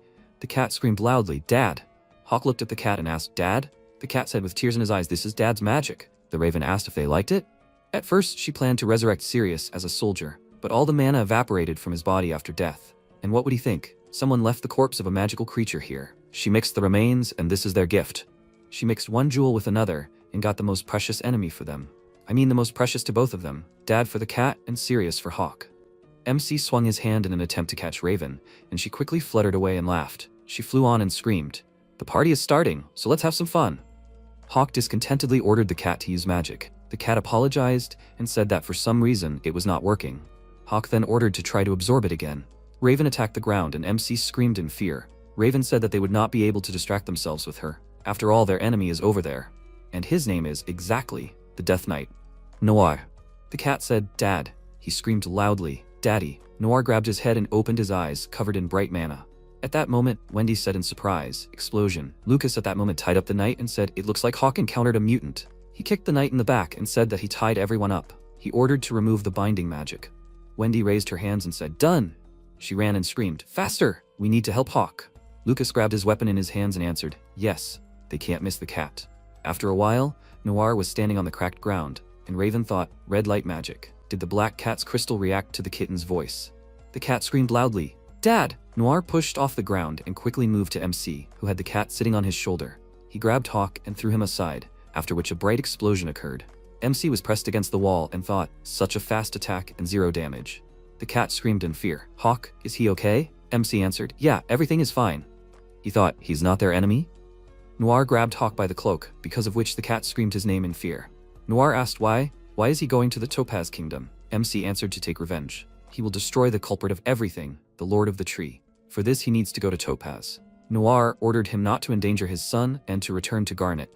The cat asked again, Dad, is this really him? He rushed towards Noir and screamed, Dad! Noir activated his sinister aura and ordered them to stay back. The cat got scared and MC thought, is there only the consciousness of the black cat left? He is full of anger and the desire to kill, but all this is just for the sake of protecting his son, then they have no reason to fight. Hawk looked at the cat and said that they can't leave. Raven, this woman will not back down. She will pursue them until she gets her way. Noir said that even at this moment the world tree is absorbing his mind. If they do not leave, then eventually he will kill them. So before it is too late, MC needs to absorb his mana. He broke off his horn and handed it to Hawk, saying that with this, they will be able to escape, and maybe they will even be able to kill him before he goes crazy. MC looked at him in surprise, and the cat screamed that he does not want to. The family must be together, they will never part. Noir replied, he is already dead. This body is just a chimera created by magic. The cat screamed, he doesn't care. Dad is dad, he doesn't want him to die. Raven flew above them and asked, God, even becoming a chimera, he remains conscious? Although she also somehow copes, but only bad children are capricious. She laughed and said, here is a lesson in obedience for him. She sent several arrows consisting of mana, because of which the cat screamed, no, no, MC said from behind. Noir briefly replied that he knows. He created a sword with his energy and grabbed it. He turned around and began to block Raven's attack, who turned into a female body and asked, is he protecting? Noir ordered MC to absorb the mana, faster before it's too late. The cat cried, and MC said, he can't kill him. He should understand himself. After all, he is his father. Noir said, yes. Hawk interrupted him and said, then he will have to. If there is another way than absorbing mana, let him tell him. He will kill him himself. The cat cried and asked why he said so. He always said that killing is not the solution. He loudly sniffled and cried, and Raven asked, is there a problem? She ordered to trust her. She will arrange everything in the best way. They should relax and have fun. Arrows again headed towards Noir when suddenly new mana attacks appeared. Raven asked displeasedly, what again? How tired she was. Wendy screamed, are they alive? They came to their aid. Lucas said that they will fight together. He looked at Noir in surprise and asked, but this cloak, really? MC interrupted his thoughts and answered, it is not serious. It is the cat's father. Noir thought, they will fight together. If he had trusted him from the beginning and fought together with him, would everything have turned out differently? Did he almost repeat his mistake? Noir turned around and said, he asked about another way. He just needs to destroy both magic crystals in his body. The blue crystal was created by the power of the world tree, and the red one was his when he was still a magical beast. If MC destroys both, he will disappear. But they won't do that. MC should just know that such a method exists. Hawk asked, confused, what? Noir stepped forward and answered, they will fight together because he believes in them. MC asked, what about the tree? It will absorb him. Noir asked to trust his son. After all, he is the most outstanding cat in the world. Hawk looked at him and asked, trust a cat? He asked to explain in more detail what he needs to do. Wendy turned around and looked at him, confused. Noir said to absorb the mana, and MC replied that he himself refused it. Wendy asked, what are they talking about? Noir said to extract all the mana of the world tree, leaving only his red one. If it works, then the tree won't swallow him. Hawk asked again, is that even possible? Noir said, if he's talking about chances of survival, then there are no guarantees. He just believes in his son. Lucas suggested just fighting. With so many people, they'll quickly defeat one mutant. It's more logical than hoping for some dubious method. The cat cried and said, he understands. He wants to save his dad. Everyone looked at him in surprise and kept silent, and Wendy asked, so this knight is a chimera from Sirius and the cat's father? And to stop the tree from absorbing them, they only need to extract their mana, leaving their fathers. Theoretically, it could work. Hawk wondered if magic had rules? Wendy replied, the mechanism was the same as with the giant cat. The cat asked, does that mean they have a chance to save Dad? Wendy said, she'll help separate the tree's mana. They'll save him together. MC held out the cat and said, here's the cat and 10 mana cells. Wendy replied that they needed empty containers. Hawk said, well then, let her do it with magic. Lucas asked where they got it from. Hawk replied that they picked it up on the way. The cat and Wendy will do the separation. Wendy asked to trust them, and the cat said that he'll try. MC went ahead and said, and in the meantime he and Lucas will deal with the mutant. They just need to buy time. If the magic works, they'll win. He looked at Lucas's displeased face and asked what, he doesn't like his plan? Lucas said no. He knows the situation better than anyone, so he will follow his instructions. But something confuses him. The mutant doesn't attack while they are talking and defenseless. MC said exactly. He looked at Raven and wondered what she was up to. Hawk looked at Wendy, who said that she was using the mana from the cells to make him stronger. He thought, it looks like the process has started. Wendy asked Noir to tell her if he was in pain. The cat said yeah, he believes in Wendy. MC spoke up, it looks like it really works. Lucas called out to him and said that the mutant is moving. Raven asked if they are doing something interesting. They are only extracting the tree's mana. Hawk said if she is so interested, maybe she should just watch from the sidelines? He thought, against the magician it is necessary to fight in close combat, not to give him time for spells, but it is too risky. It is better for him to try to stall for time by talking. Raven extended her hand forward and said, she is tired of waiting, and she is already tired of their chatter. MC asked, what is she getting at? Raven answered, the party is over. MC carefully looked towards Raven, who began to absorb mana. He thought in surprise, Raven also absorbs mana. And only now she decided to use such power? Was she just playing with them? Suddenly the flask from Wendy's hands fell to the ground and she screamed. No, streams of mana. The cat screamed in fear, Dad, Wendy! Wendy hugged herself and thought, she's sucking out even the internal streams, this way she will die. The cat said in surprise, she's taking the red mana too. He thought, if this continues, they will all be in mortal danger. He needs to stop the absorption. Noir said, you can't. If he stops, she'll take everything. The cat said, but. Noir asked him to calm down and take a deep breath, and then exhale slowly. The cat began to breathe, and Noir said, yes, he doesn't need to hurry. Again, he stroked the cat's head and asked, well, is he feeling better? Noir asked to forgive him for dragging him into this, but he shouldn't be afraid. He is the one who will save them all. Raven said, I wonder who is faster. Will she take all their mana, or will they cleanse Noir? Everything is decided by strength, and she loves such games. This is the end of the party. How do they like it? She laughed out loud, and the cat screamed in fear. Dad! MC screamed. Lucas, attack! We need to stop her. Lucas answered, no, we need to wait. Hawk screamed. He agreed to listen to him. Lucas frowned and answered, the situation has changed. She will absorb his mana too if he uses magic. MC then ordered to fight without magic. The cat continued to scream in fear, Dad! Hawk and Lucas turned around at the scream and saw Noir, who fell to his knees. The cat asked in fear, Dad, how is he? Dad, Lucas said, if this continues, they will be destroyed. They need to get out while there is a chance. MC asked, what? He got angry and asked again. What did he say? Lucas answered, it turned out that there are opponents who can absorb mana. They need to warn the guild. MC asked irritably, for this he will abandon Wendy and the cat? Lucas replied that if they do not pass on this information, everyone heading to Topaz will die. He must report, even at the cost of their lives. This is a sacrifice for the higher goal. Everything is completely logical. Hawk clenched his fist and hit him in the face, ordering him to get lost then. Lucas widened his eyes in surprise and grabbed his nose, and MC rushed forward and thought, the higher goal? Sacrifice? That's just an excuse to use people as expendable material. Hawk ran forward and shouted loudly that he would do everything in his power. Mages. That's what they call those who use mana candles for magic. Candles are created from mana threads that grow from the mage's body. They feed on one of three feelings: memory or life force. Wendy sat on the ground and thought, magic that forcibly accelerates the growth of threads. She had never heard of such a thing. How much had she absorbed already? How many years of her life? The cat screamed loudly, Dad! Wendy thought, the absorption by the tree can no longer be stopped. What should she do? Lucas landed next to her, and MC rushed forward and shouted that he would do everything in his power. Wendy asked in surprise, everything in his power? Lucas stood up and asked, Miss Wendy, can she get up? Wendy asked for forgiveness, but her legs did not obey. Lucas wondered if her body had weakened due to the sudden growth of mana threads. Lucas said that their path ends here. Wendy looked at him confused and he started running away. She asked to stop and asked, Investigator? MC ran forward and thought that he would kill her before she attacked the others. That's all he can do. Noir thought he had an idea.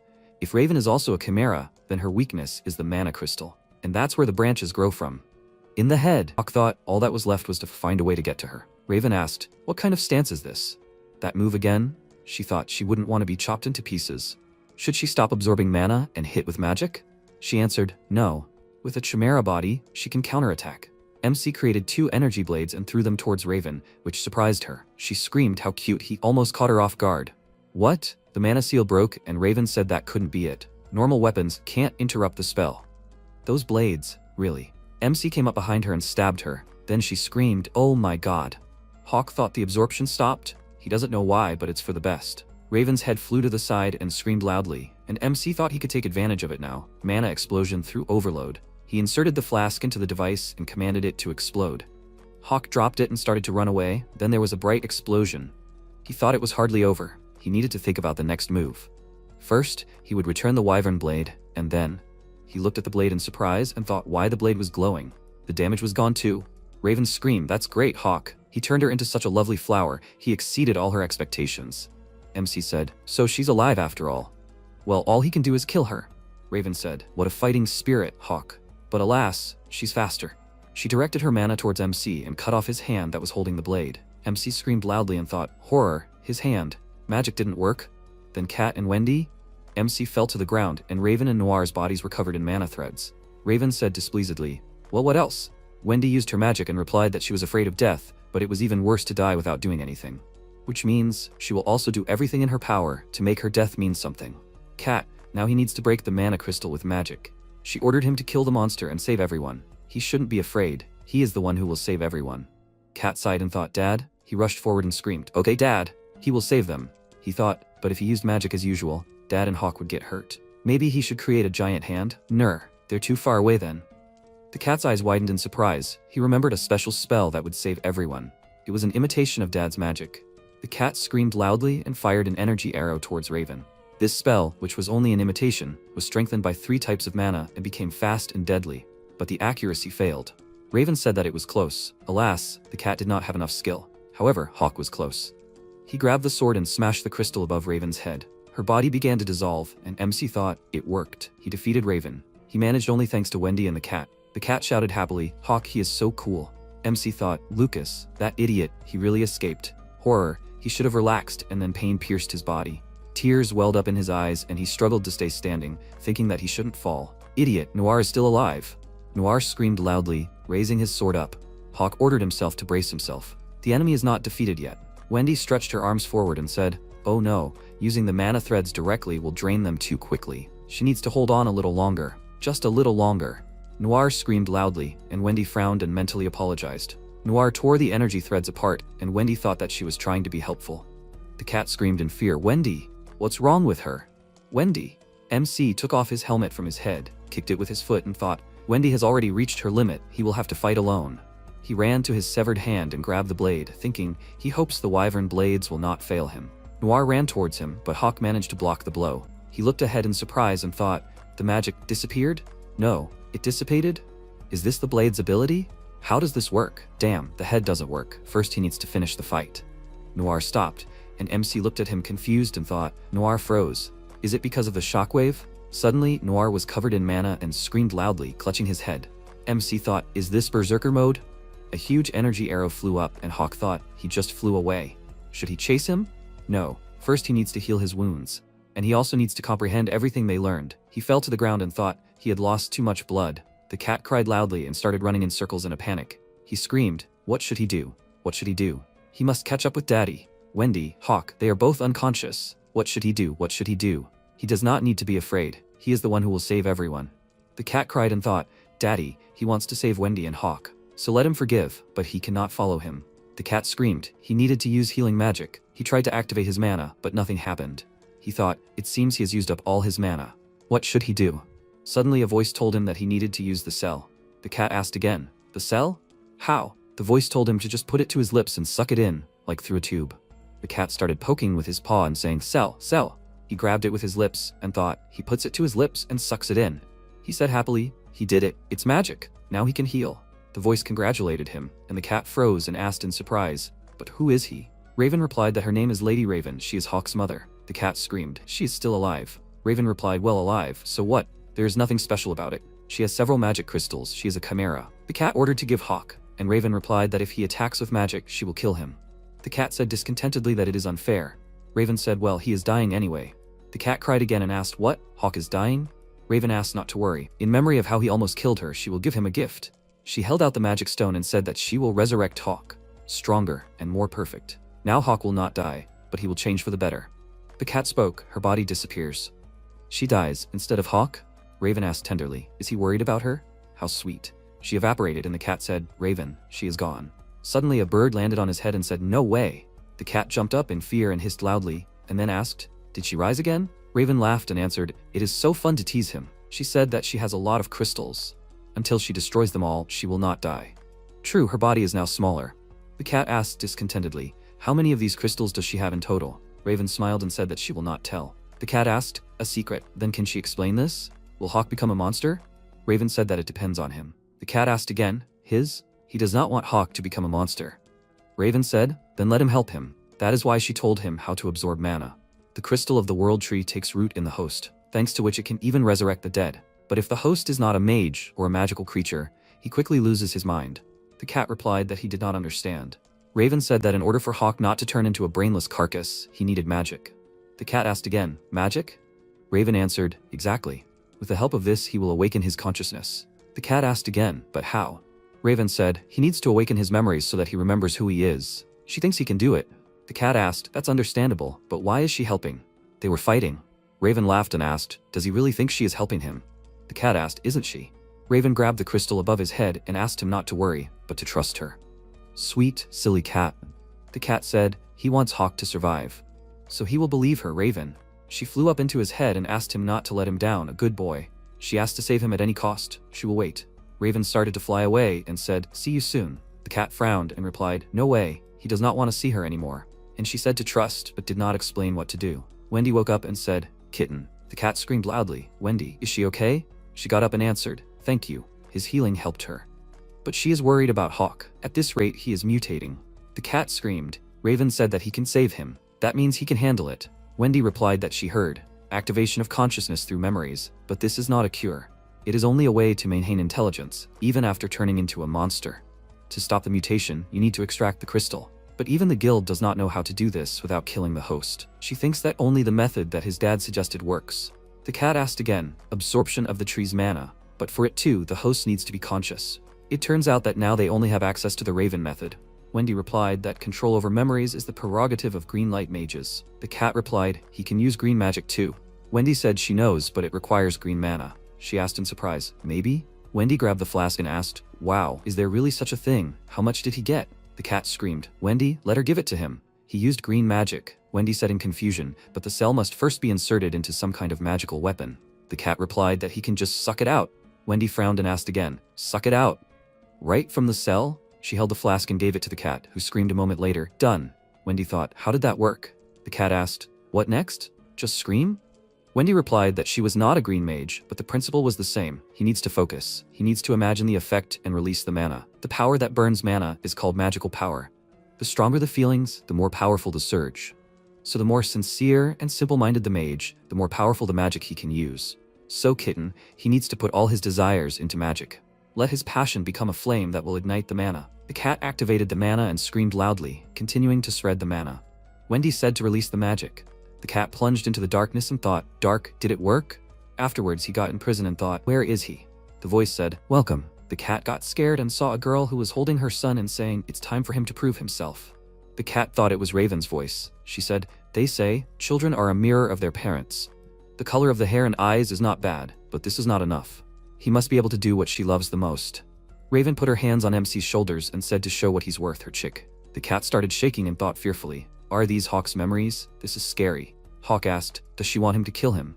Raven answered, "Exactly." MC asked, "Who is he?" She answered, "He is a hired killer. Since he came for her soul, then she can kill him." "That makes sense, right?" MC frowned, and Raven asked, "What? Can he really do it?" Hawk looked down and said, "Taking life? That's wrong." Raven grabbed him by the neck with her mana and said, "She doesn't think he understands. This is a test, and he can't refuse." The cat thought fearfully, "Is this Hawk?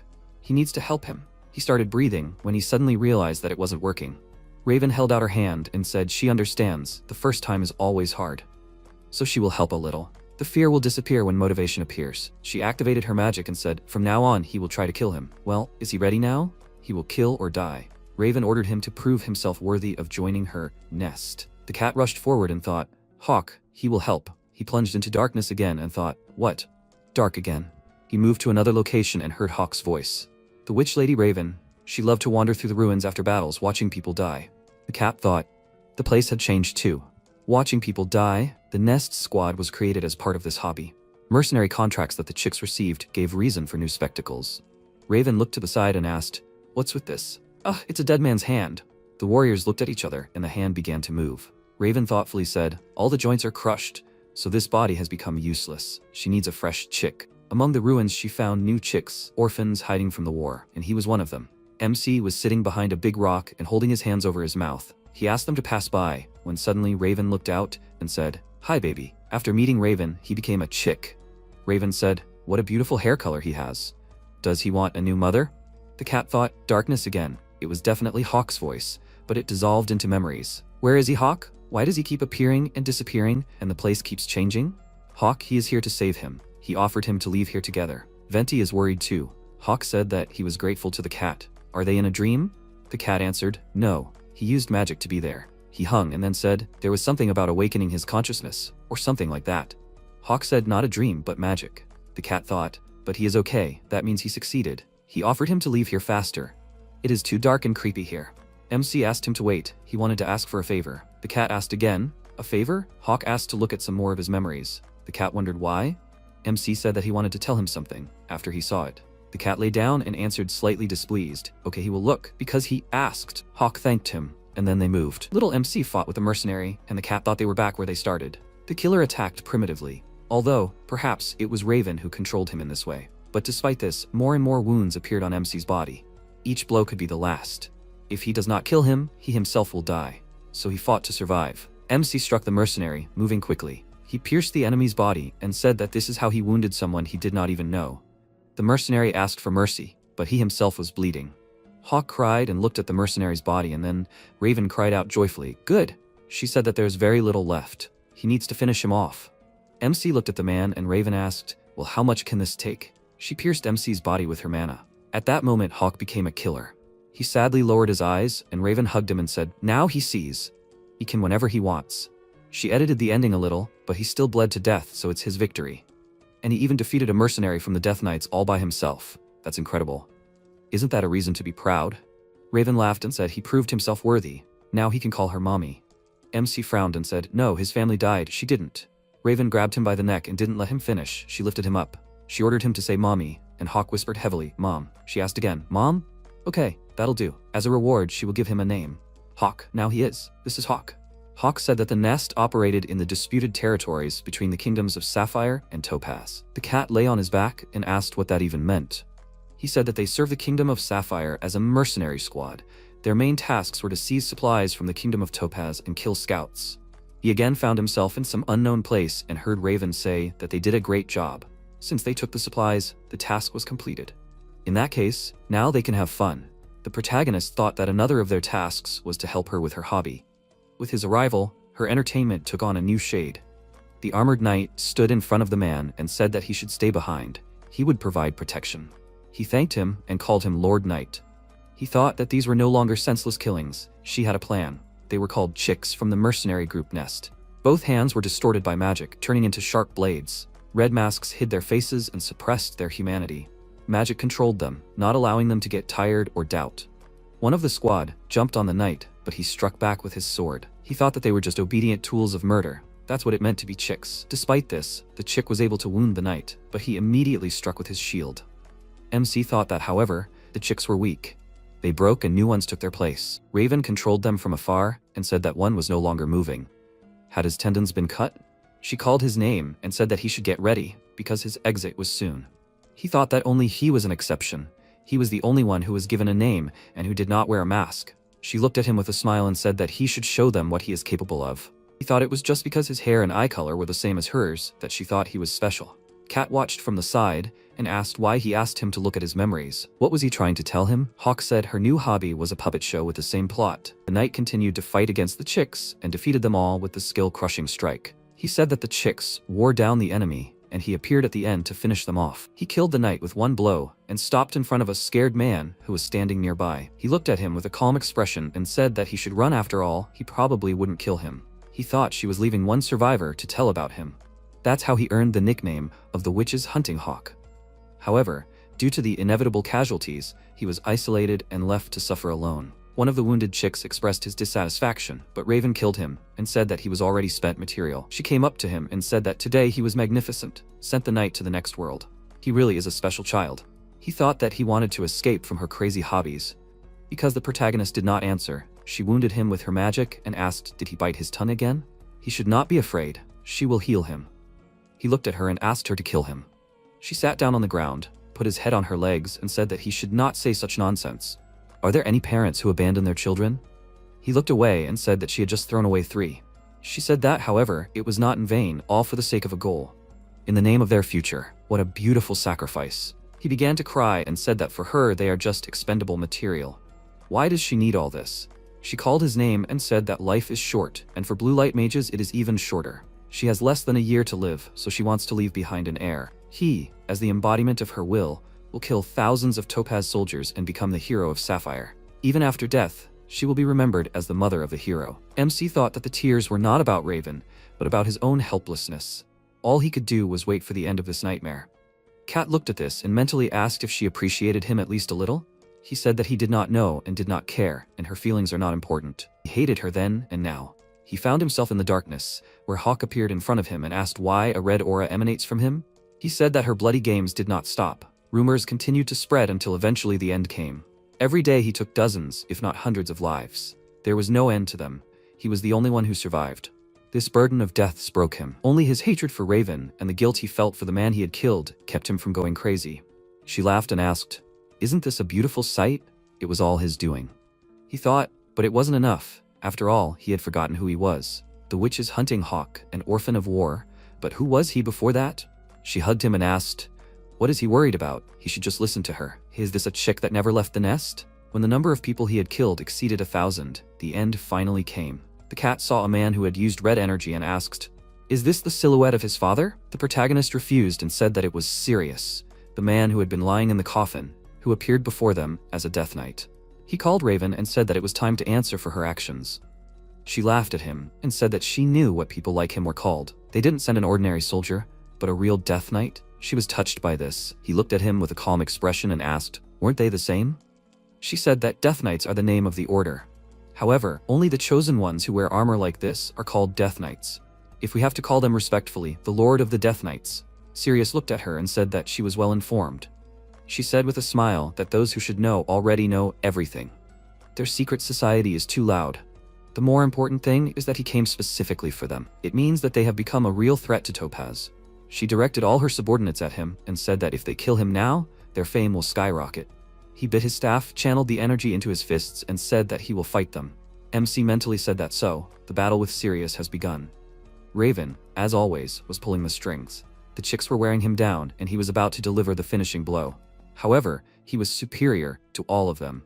His hand-to-hand combat skills were like those of a true knight, plus his powerful magic. He had never seen anyone with such power. His blows, which had killed anyone before, he easily parried. Although he was losing in strength, the feeling that overwhelmed him was not fear, but delight. Sirius grabbed his hands and threw him back, and the magic disappeared. He looked at his hands with a surprised expression and said that the shackles had fallen off. He held the other chicks with energy and said that there was no need to be afraid of him, because he knew that they were being controlled. He would free them from the witch. Hawk looked at him and thought that he was anticipating that perhaps he would save him, like a knight from a fairy tale. Although his armor was black, it shone very brightly. The cat watched what was happening from the side and wondered, is it all over? He apologized and said that this was not the end. Raven asked with a little surprise, did he only immobilize them, but did not kill them? That was very kind of him for a hired killer. Sirius looked at her and said that she was observing the target and analyzing. Doll magic, controlling souls. He decided that these children were victims of her charms, and he did not kill victims. She said with a calm expression that this was a weak excuse. To become a chick, you need to commit murder. Each of them stained their hands with blood. He asked, did they do this of their own free will? She said with a calm expression that this meant that everyone here was a criminal. Sirius took his sword out of its sheath and said that they must have been forced. The only criminal here is her. She started using magic with a serious expression and asked, is she the only one getting it here? This is so unfair. He is a murderer too. This is disgusting. He ran to her and said that he was not like her. The protagonist thought he was very strong. However, Raven won not with skill, but with ruthlessness. This cruelty became the blade that pierced him. She created blades from the bodies of the chicks with her magic, which she wounded him with. He looked with a shocked look as Sirius fell to his knees, dropped his staff and sword, and his magic disappeared. He looked at her and said that this was transmutation magic. She approached him and said that this was a spell of turning the flesh of living beings into metal. She took off his helmet and said that thanks to his pity for the chicks, she was able to use it. She thanked him with a joyful look and called him an idiot. He looked at her and asked, was she mocking him now? Raven, with a slightly surprised look, said that he looked quite healthy. The others were not even able to speak from pain. In exchange for magic, he gave up the sensation of pain? She is so jealous of him. He is very lucky. She stretched out her hand to him with energy and said that he would sleep forever without suffering. Kat looked at this with a worried look and thought that Sirius was in danger. He ran to them and thought that they needed to help him. MC took him in his arms and said that he didn't have to worry. It was just a memory. Besides, he wasn't going to die here. They saw him from the past run up to her and plunge the sword into her stomach. Raven was very surprised by this and pushed him away from her with a blow of her hand. He fell to the ground and she started crying, calling his name and asking why he did this. How could he do this to her? She had done so much for him, sacrificed so much. Why did he plunge the blade into her? She just wanted to make him a hero. Sirius looked at this with a serious expression on his face and said that this child's blade was his true desire. No control, no coercion, just pure will. She continued to cry, looked at him and said that he should shut up because he does not understand anything. She began to use magic and with a displeased look said loudly that he cannot say such nonsense. Suddenly, another knight attacked her from behind, who pierced her with his sword. Raven, with a displeased expression, looked at him and said that it was him again. The knight called her a murderer, after which he cut off her head with a sharp blow and said goodbye. Hawk from the memory looked at what was happening with a shocked look, and the real one thought that another Death Knight had suddenly appeared. The cat looked at this in surprise and thought that the stranger had killed her. He said with a calm expression that this man was the commander of the Death Knights, Garen, one of his benefactors. He approached Sirius, who was badly wounded, and asked what kind of outrage this was. He used his magic to turn the chicks back into people and threw them aside. He stood in front of him and said that this is what happens when an assassin attacks head-on. He should be more cunning. He used his magic on him, and he told the commander that he would like to save the children. Garen refused and said that there were too many victims. The chicks must be punished. He said with a confused look that he understood him. He held his sword with a burning candle in his hand and called the witch's hunting hawk and said that he must accept judgment for his deeds. The cat looked at this with a displeased look and asked, did he call him a benefactor? The protagonist calmly looked at this and said that he should calm down because he would not die here. The experience of hundreds of murders told him that this thirst for murder was absolutely sincere. However, strangely, he was not afraid. He calmly looked at Garen, who put a sword to his head and thought that there was no bitterness or regret, nothing at all. Their actions are justified because he is a sinner. He started crying, and the commander called him a child and said that he would kill him. He said that he knew that he was serious. He asked then why was he happy? He closed his eyes and said with a smile that for him death was a deliverance. Suddenly his sword disappeared, which surprised him. He looked at Sirius, who put his sword aside with his hand and asked what he was doing. He said with a serious expression that he wanted to give this child a chance. He asked with a serious expression what was the reason. He said that he is just a child under control. Garen asked if this was his sense of justice. He sheathed his sword and said that however he had also changed his mind. Death for him was a mercy, and he had no intention of showing mercy. He called his name and asked where the other children were. Sirius was confused by this, but still ran and laid them all down next to each other. He said that one of them was still alive. The commander used his magic on her, and he asked if he was not going to kill her. He agreed and noticed that she had woken up. He looked at him and said with a slightly surprised look that the reason he called him by his name in front of the children, really. He did not have time to finish because Garen said that they would become their family. He would be their mentor. Since he wanted to give them a chance, he had to be responsible. He looked at him with a serious expression and said that he understood him. MC asked with a surprised look, they wanted him to become an assassin? He did not have the skills for that. He was just a puppet. He did not have time to finish because he noticed a dagger flying at him. He automatically caught it with his hand and said that his body moved on its own. Garen, who threw it at him, said that he had 987 lives to his credit. Among them were also knights and magicians. His body remembers everything. He still had the experience of all the fights, and it won't go away that easily. Even as a puppet, he trained and became a skilled fighter. He should follow him. The least he could do was keep him alive. Hawk gave him the dagger and said that he didn't want to have this power. He took the dagger back, grabbed his hand and said that he should at least use it for good then. It would be his punishment. The present him said that he called it a punishment, but for him it was a gift. Thus, he became a Death Knight. The commander and Sirius saved him, taught him the craft of assassins. Because he wanted to repay them for their kindness, he was loyal to the cause of the knights and proud of it. Cat looked at him and said that the knights had become family to him. He agreed and said that that was why he couldn't forgive Sirius's betrayal. However, if there was a reason for it, he would like to hear it, because he believed in justice and was his savior who guided him. So he met him while looking for him. However, the endless series of events deprived him of the clarity of vision, the fall of the Topaz Kingdom, the return of Raven. He gradually sank into anger and revenge, and eventually forgot the pain of being used as a tool. He saw him as a weapon of revenge and did not think about his suffering because of his goals. He bowed and said that he was asking for forgiveness. He was always sincere. That's why he showed him these memories, to convey his true feelings, to sincerely apologize. If he came to save him, then there is no need. His path is complete. Sirius is dead. He personally finished off Raven. His revenge is complete. The cat called him loudly and said that he helped him, although they did not know each other. Although he attacked first, without asking questions, without expecting anything in return, he healed his dad, fought with him, and offered him to go together. That's why he is part of the family for him. In the family, no one is abandoned, they promised. He will save him because he does not want to lose anyone dear to him anymore. So he does not need to apologize. It is because he is dear family to him. He released a powerful burst of energy and said that this is why they should get back together.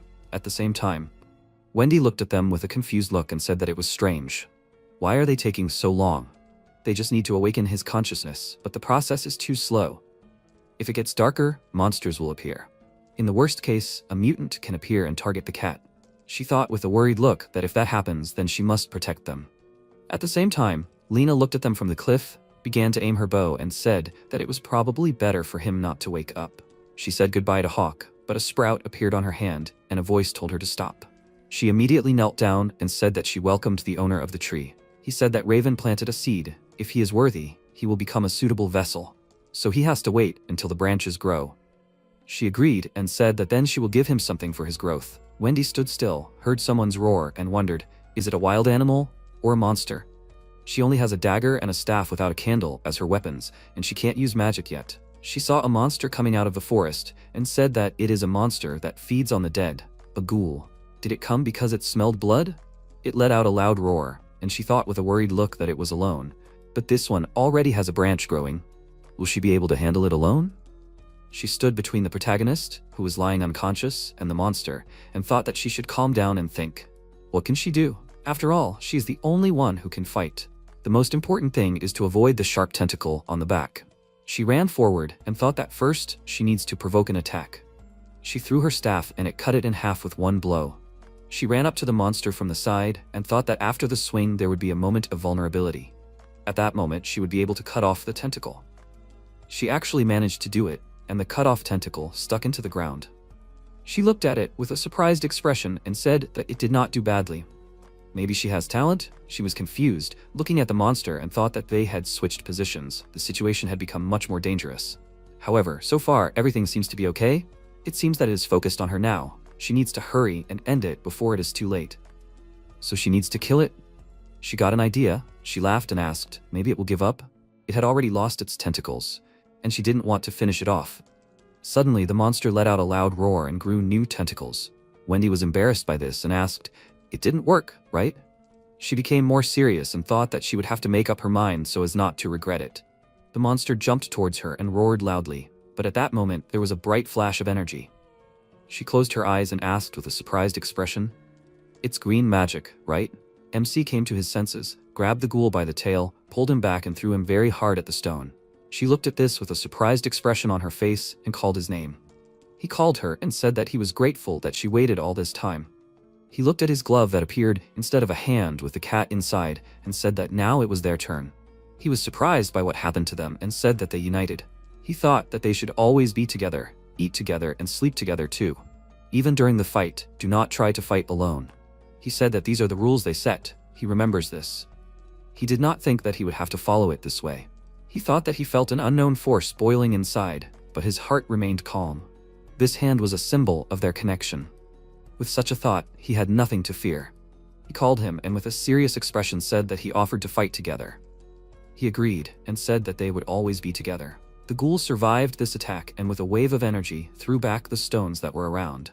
Hawk with a serious expression looked at this and thought that the mutated ghoul, it seems that these blades are quite useful. Cat asked if he should use that same magic. He looked at him and said that it was impossible, because after that there would be no trace left. He needed materials from this mutant, claws, skin, and other things, what I make equipment from. You need to control the power, so he should make him a weapon. Not too strong, but not too weak.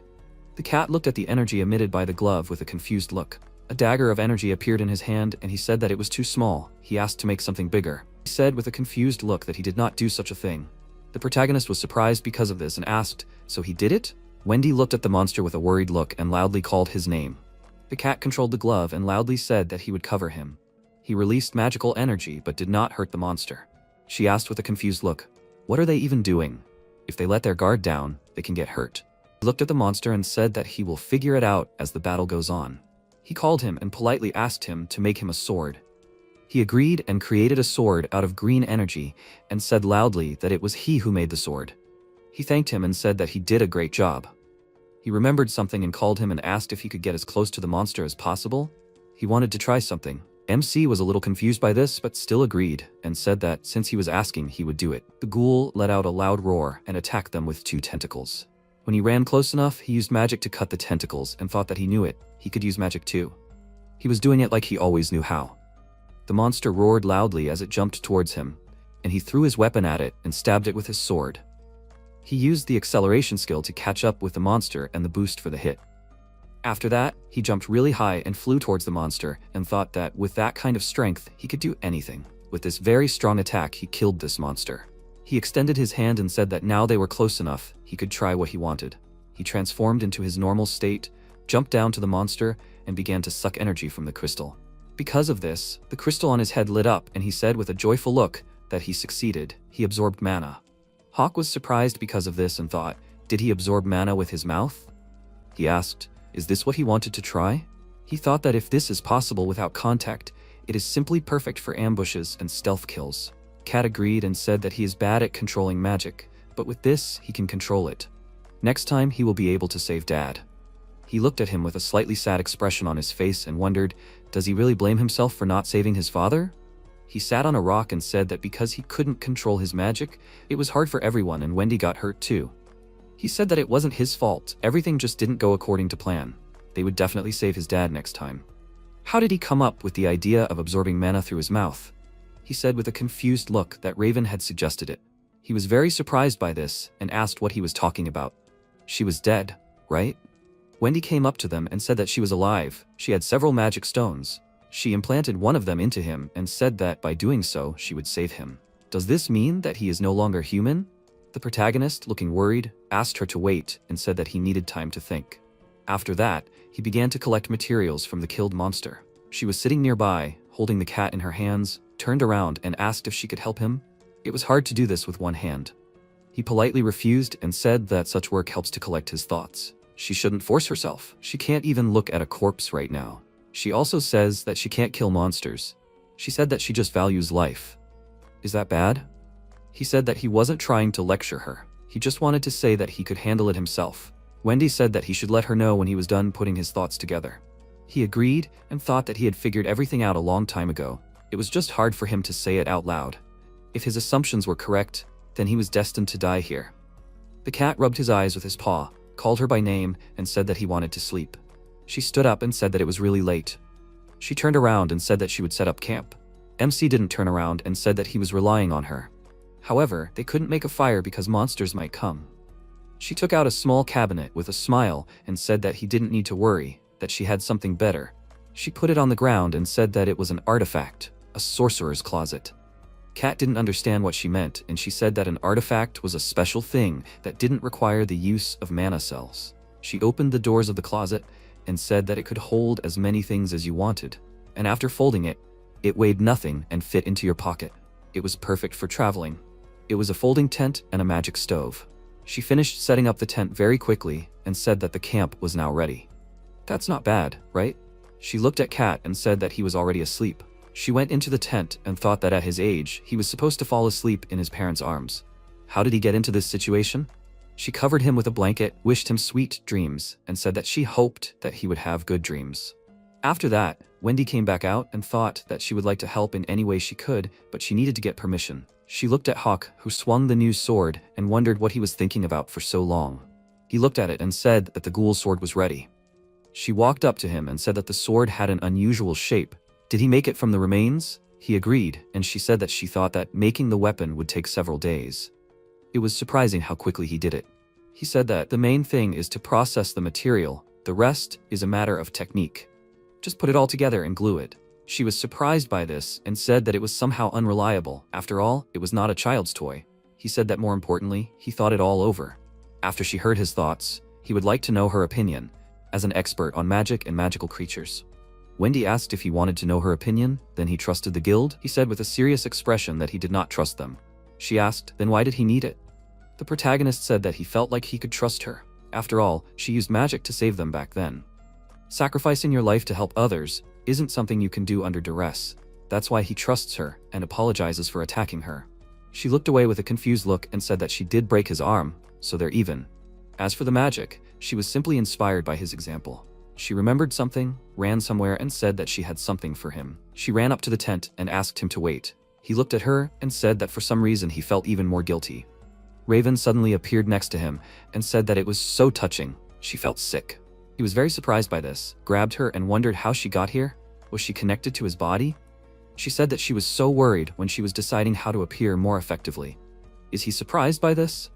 MC didn't answer her question and slammed her down on the ground really hard. She appeared behind him and said that she couldn't be killed like that. It was just a clone. The real her was far away from here. He asked with a serious expression what she did with his body. She said that it was obvious if you think about it a little. She saved him from death by giving up a part of herself. He is alive, not because of some stupid connection with Kat. No, it's all because of the love of a mother who thought about her child. Now they are connected on a cellular level and have become a real family. She congratulates him on turning into a chimera. At the same time, Wendy was looking for things in the closet and said that this is a broken golem, his helmet, and a severed right arm. Maybe if she uses healing magic, she will be able to grow it back? It had completely slipped her mind. She should have tried it before the cat fell asleep. At that moment, he woke up, came up to her and started calling her name. She stroked him and asked, did she wake him up? She picked him up, apologized, and said that he should go try to get some more sleep. He waved his paws and said that it was not the case. Hawk was in danger now. She was surprised by what she heard, and he jumped out of her arms and ran outside. She looked at him with a confused look and asked, what was happening again? Raven created an arm for him, laughed and said that she no longer needed magic to control him. Now they would always be together. He cut off this arm, loudly refused and said that he could cut off this arm at any time. She said that it was a good try, but alas, he could do it at least 100 times, it would grow back again. Immediately after that, the same arm grew again, and he wondered, was regeneration really that fast? She said that it was not so easy for him to get rid of it, he should just accept it already, and they would be happy together again. The cat ran to them very quickly, jumped towards them, loudly called her name and said that she should stop torturing him. He bit her and Raven asked loudly what he was doing. She was scared because of it. He held on to her tightly and said loudly that he trained to suck everything out until the end. That's how he would separate her. She called him stupid and asked if he was going to separate the chimera. She was going to attack him with her hand, but the protagonist immediately stopped her. He turned to him and said loudly that he should not listen to her. He can do as he sees fit. Even if it doesn't work out, he should still try. He agreed and said loudly that he would save him. He bit, and she said loudly that it was she who taught him this way of absorbing mana. His crystal lit up, and she said loudly that the chimera cannot be separated. He should give up. He said loudly that maybe he could do it because Kat wanted to separate the chimera more than anyone else in the world. Magic is the power of desire, so if you put your whole soul into the spell, then everything will definitely work out. She said loudly that this was nonsense. She understood magic better and she was not omnipotent. The impossible is impossible. He continued to absorb mana and thought that he would definitely be able to. He had to do it. After all, he had to save him and his dad. He transformed into a glove and began to absorb Raven, and she thought with a surprised look, was he absorbing only her? Could 3 types of mana really give such power? Besides, there was nowhere to get red and green mana. She refused to believe what was happening and said loudly that this could not be. MC said with a small smile that he did say that everything would work out because he was an unusual cat. Wendy looked at what was happening with a shocked expression on her face and thought that even the guild couldn't cure Sirius, but this cat did it. Now they can help those who are under the influence of the world tree. This is the power of a hero who can save the world. He returned to his normal state, finished absorbing Raven, and said that he felt a strange sensation. She ran to him with a worried look and said loudly that this was disgusting. He should spit it out right now. He spat out the crystal that she implanted in his hand, and Hawk immediately destroyed it with a blow of his dagger. He said with a serious expression that she should quietly leave already, and next time he would get to the original. Wendy looked at him with a worried look and asked how he felt. Is he human again? He said that he didn't know.